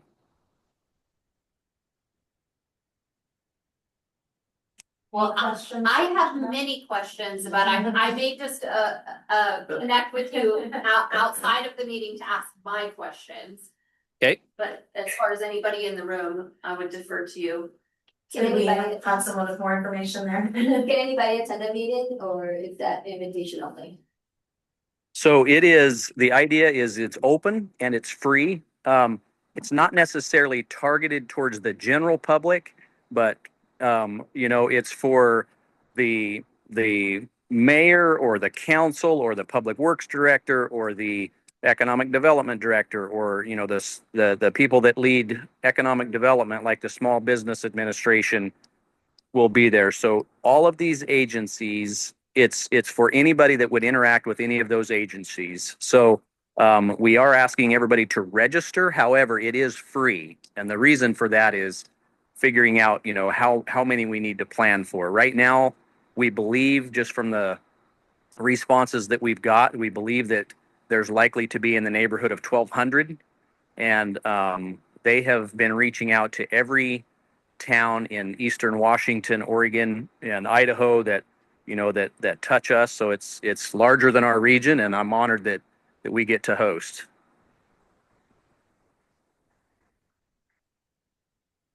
I mentioned the location. It is going to be at the Happel Center in Pasco. All right, thank you.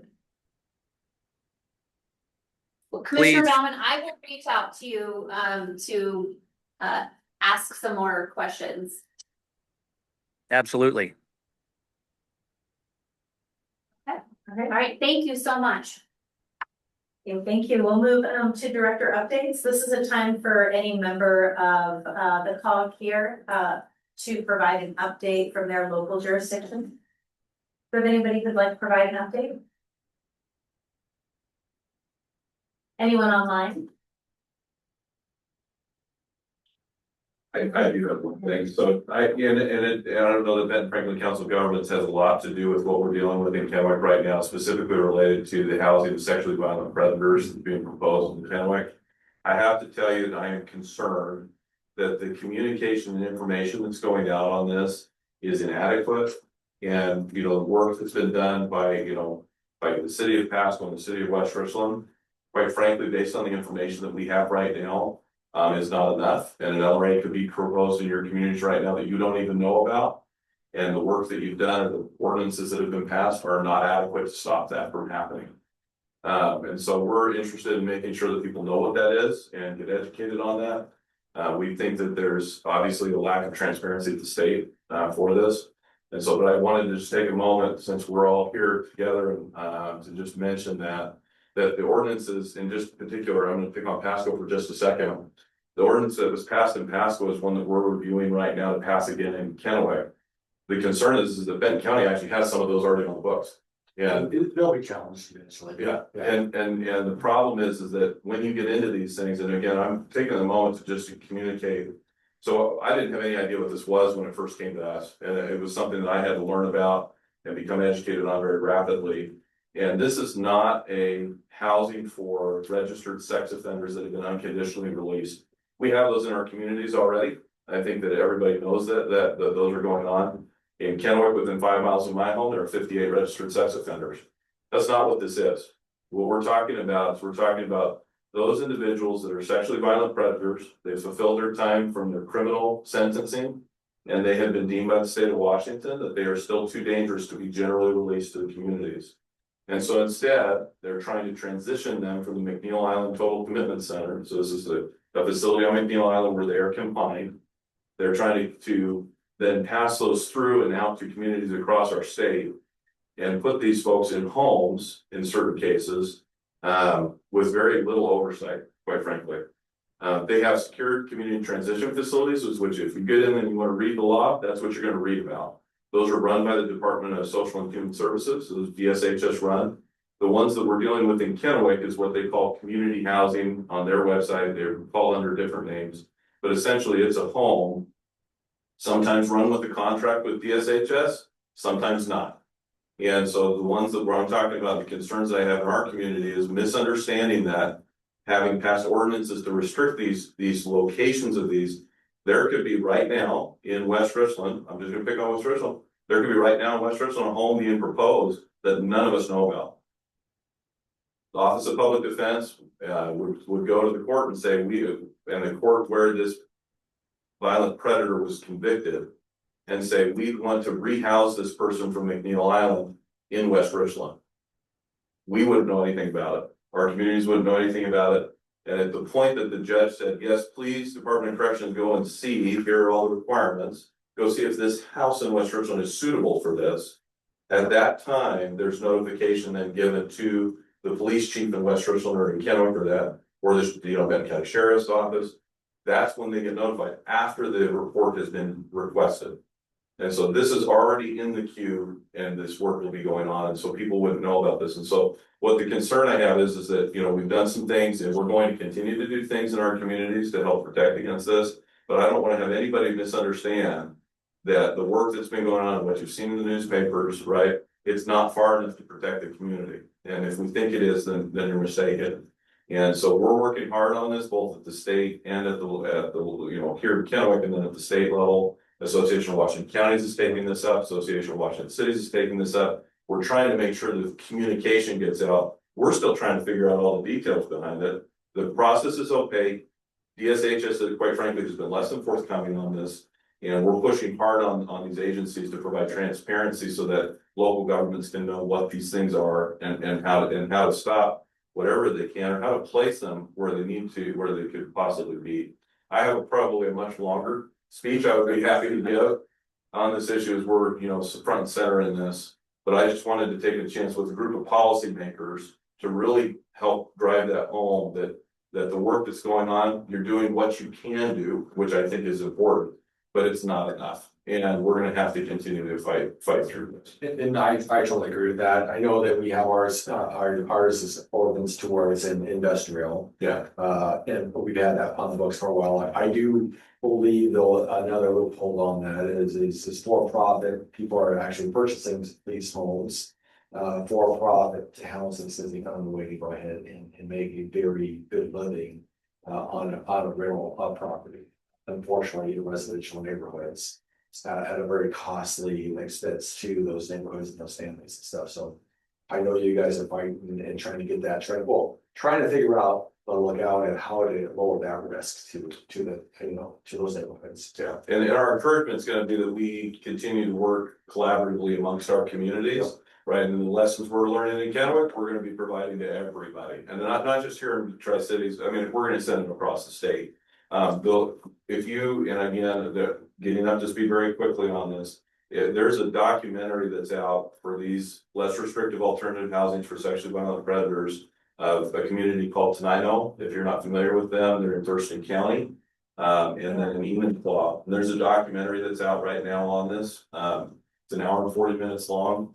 There's a section in the middle that quite frankly is disturbing to watch. And if you're gonna watch the video, I just would caution you that it's an oral graphic depictions of some of the violent acts that have happened. And so if you, like I say, if you feel to watch that, just be aware that that's something you would not want to watch in mixed company. That's something that you certainly wouldn't want your children to be watching as you hear some of the heinous acts that were done. And so anyway, what's really frustrating me is like, I've lived in Washington State for longer than I care to admit. I moved here as a young, fairly young child. And, this has been on the books for 30 years. These laws were on the books starting in 1990 with requirements for registered sex offenders. In 1995, it was challenged the constitutionality of holding sex offenders, sexually violent predators in perpetuity after they served their criminal time. The Constitution says we cannot imprison people longer than their criminal sentencing, so there need to be a pathway for release, which I don't disagree with that constitutional right. But we end up in a situation where we're in this bridge area where people are dangerous to communities, and we need to find a transition program for them to get out. That was in '95 that the state started with this 30 years ago. And now here we are. If you read this, there was a legislative report in 2020 that says that this existed on the books as a judicial concept. That's the direct quote. This was a judicial concept and was never enacted. What that means is they needed to do it, but no one ever actually moved these folks out of the total commitment center because of the dangerous communities. And so since then, we're obviously in this situation. So this is what's a little bit hard is that it's not a new law. They're reducing the sentencing for these folks. There's a fight that's going on with this right now in Olympia. Our district 8 legislators tried to get more information out, tried to get more transparency out, and they barely got a hearing on 1 of 8 opportunity bills to try to get this moving. On the other side of this, they're reducing penalties for sexual predators who are preying on children online. So the idea is that if I thought I was going to be preying on a 13-year-old, but it ended up being a police officer, that's a lesser crime. I'm not making this stuff up, right? I'm not making this stuff up. That is an actual bill. The bill's on transparency, which all we were asking for was, hey, instead of 30 days, make it 90 days. Didn't even get a hearing. On the other side, we're going to reduce this penalty. A registered sex offender in the state of Washington that fails to register 2 times right now is a felony. In the legislature today, they're trying to reduce that penalty. That if they fail to register, it's no longer a felony. And so, like I say, if we're trying to bring some heightened awareness to this, I just think it's really important. I appreciate you guys giving me the opportunity to just describe some of the frustrations that we have as we're going through this. I do have some particular questions for BFCOG related to a new pathway and trail that was just approved, just north of the property, immediately north of the property. One of the cool things about the law is that there is a section that talks about risk potential facilities, which includes publicly dedicated pathways, which this one was just dedicated. No trespass signs went down on Wednesday. So that was an old canal right away. And now it's a path. It is a path kids are walking on, but it's not considered a safe walk path at this moment. I don't think for Edison Elementary School, although I'm pretty sure it probably, and I don't know the details of that, but those are some things I think that we can do as a community as we look at these things and recognize that BFCOG actually has a place in helping to protect our communities against some of these quite frankly, dangerous and challenging situations that we're going through. So appreciate you here this time. Appreciate that. I think we have a comment from Kate Brand. Yes, I just wanted to say that on February 17th, the Planning Commission for West Richland met regarding changes to ordinances regarding secure transition facilities and allowing them only as conditional use in our light industrial districts. And that is what they have recommended, and they're sending up to the West Richland City Council. It sounds like we might have to allow it in some way as a possibility in cities, but at least with this, what we're doing is we're saying that it's conditional. If we approve it by council, that it would be conditional in light industrial zones. So it would have to go through the planning commission and the council to be approved if it's conditional. So that's what West Richland has done or what we be putting on as an ordinance. Yeah, and Kate, I really appreciate that, and I think that that's an important thing for our communities to do. The challenge is that the secure transitional community facilities is one piece of this. Yeah. This is a lesser, I don't want to call it lesser, they're still putting them there. But this is what they call more of a community housing is the word that DSHS uses. And does not fall under the secure community transition facility code. This is a separate code. And that's what's so frustrating about this. It's just really quick on that, so we agree, so I know that when this came up, we went ahead and addressed our ordinances and we sent out our ordinances to all the cities, including Franklin County and Pasco as well, so they could look at how we did ours and continue to, move this forward.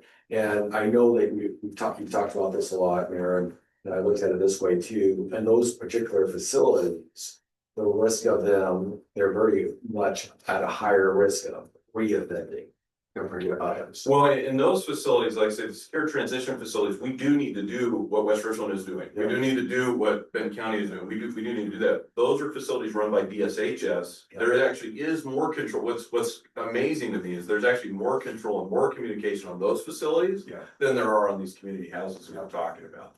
And that's what's so frustrating. Those are the ones we can get delayed. That's or those, but this other unit is really challenging. And so yeah, and so we are looking. I mean, to be really clear at Kennewick, we are looking. Is there a way that we can find ambiguity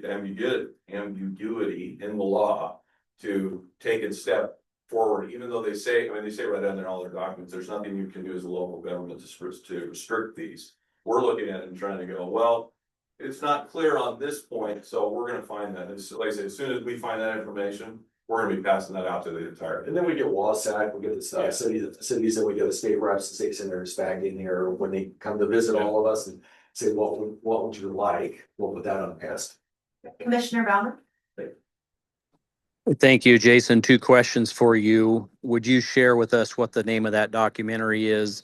And the second question is, would you be willing to come and present to us, Board of County Commissioners in Franklin County, just your knowledge and do it in a workshop setting?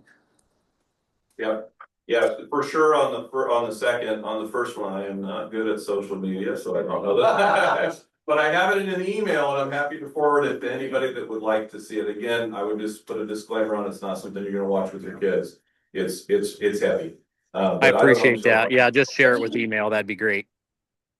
Yeah, that'd be great. Okay, yeah, and I will forward that out to Michelle, and thank you, Michelle, for distributing that. The other thing I would offer, one of our roles is to help with convening. And so if there is a desire to convene some sort of a just a general awareness kind of session or discussion, we'd be happy to help coordinate that. Okay, thank you very much. I think that might be useful. Just my 2 cents on that. Yeah, and quite frankly, this has been a 5-alarm fire for us, and so we've been in soft trying to just get caught up, and I think we're finally to a point where we're catching our breath for a second as we proceed on to the next. Trust me, I'm getting a gazillion phone calls, like I kind of keep on sitting in your way. Councilmember Jones? Yeah, I have a couple questions for Michelle. One is in regards to the Benton in the regional public facilities. Yes, board meeting. Are the board members the same for both of those? I'm now on the regional, so that's why I need to know if I need to be on the other one. So No, they are not. good. And then the next question was in regards to the employee manual. It says HR consultant. Is she or he a lawyer that can also advise us on, there's always a potential for something to happen that we may need to prevent that by actually writing the correct manual that protect the employer? Yes, so the HR consultant is not a lawyer.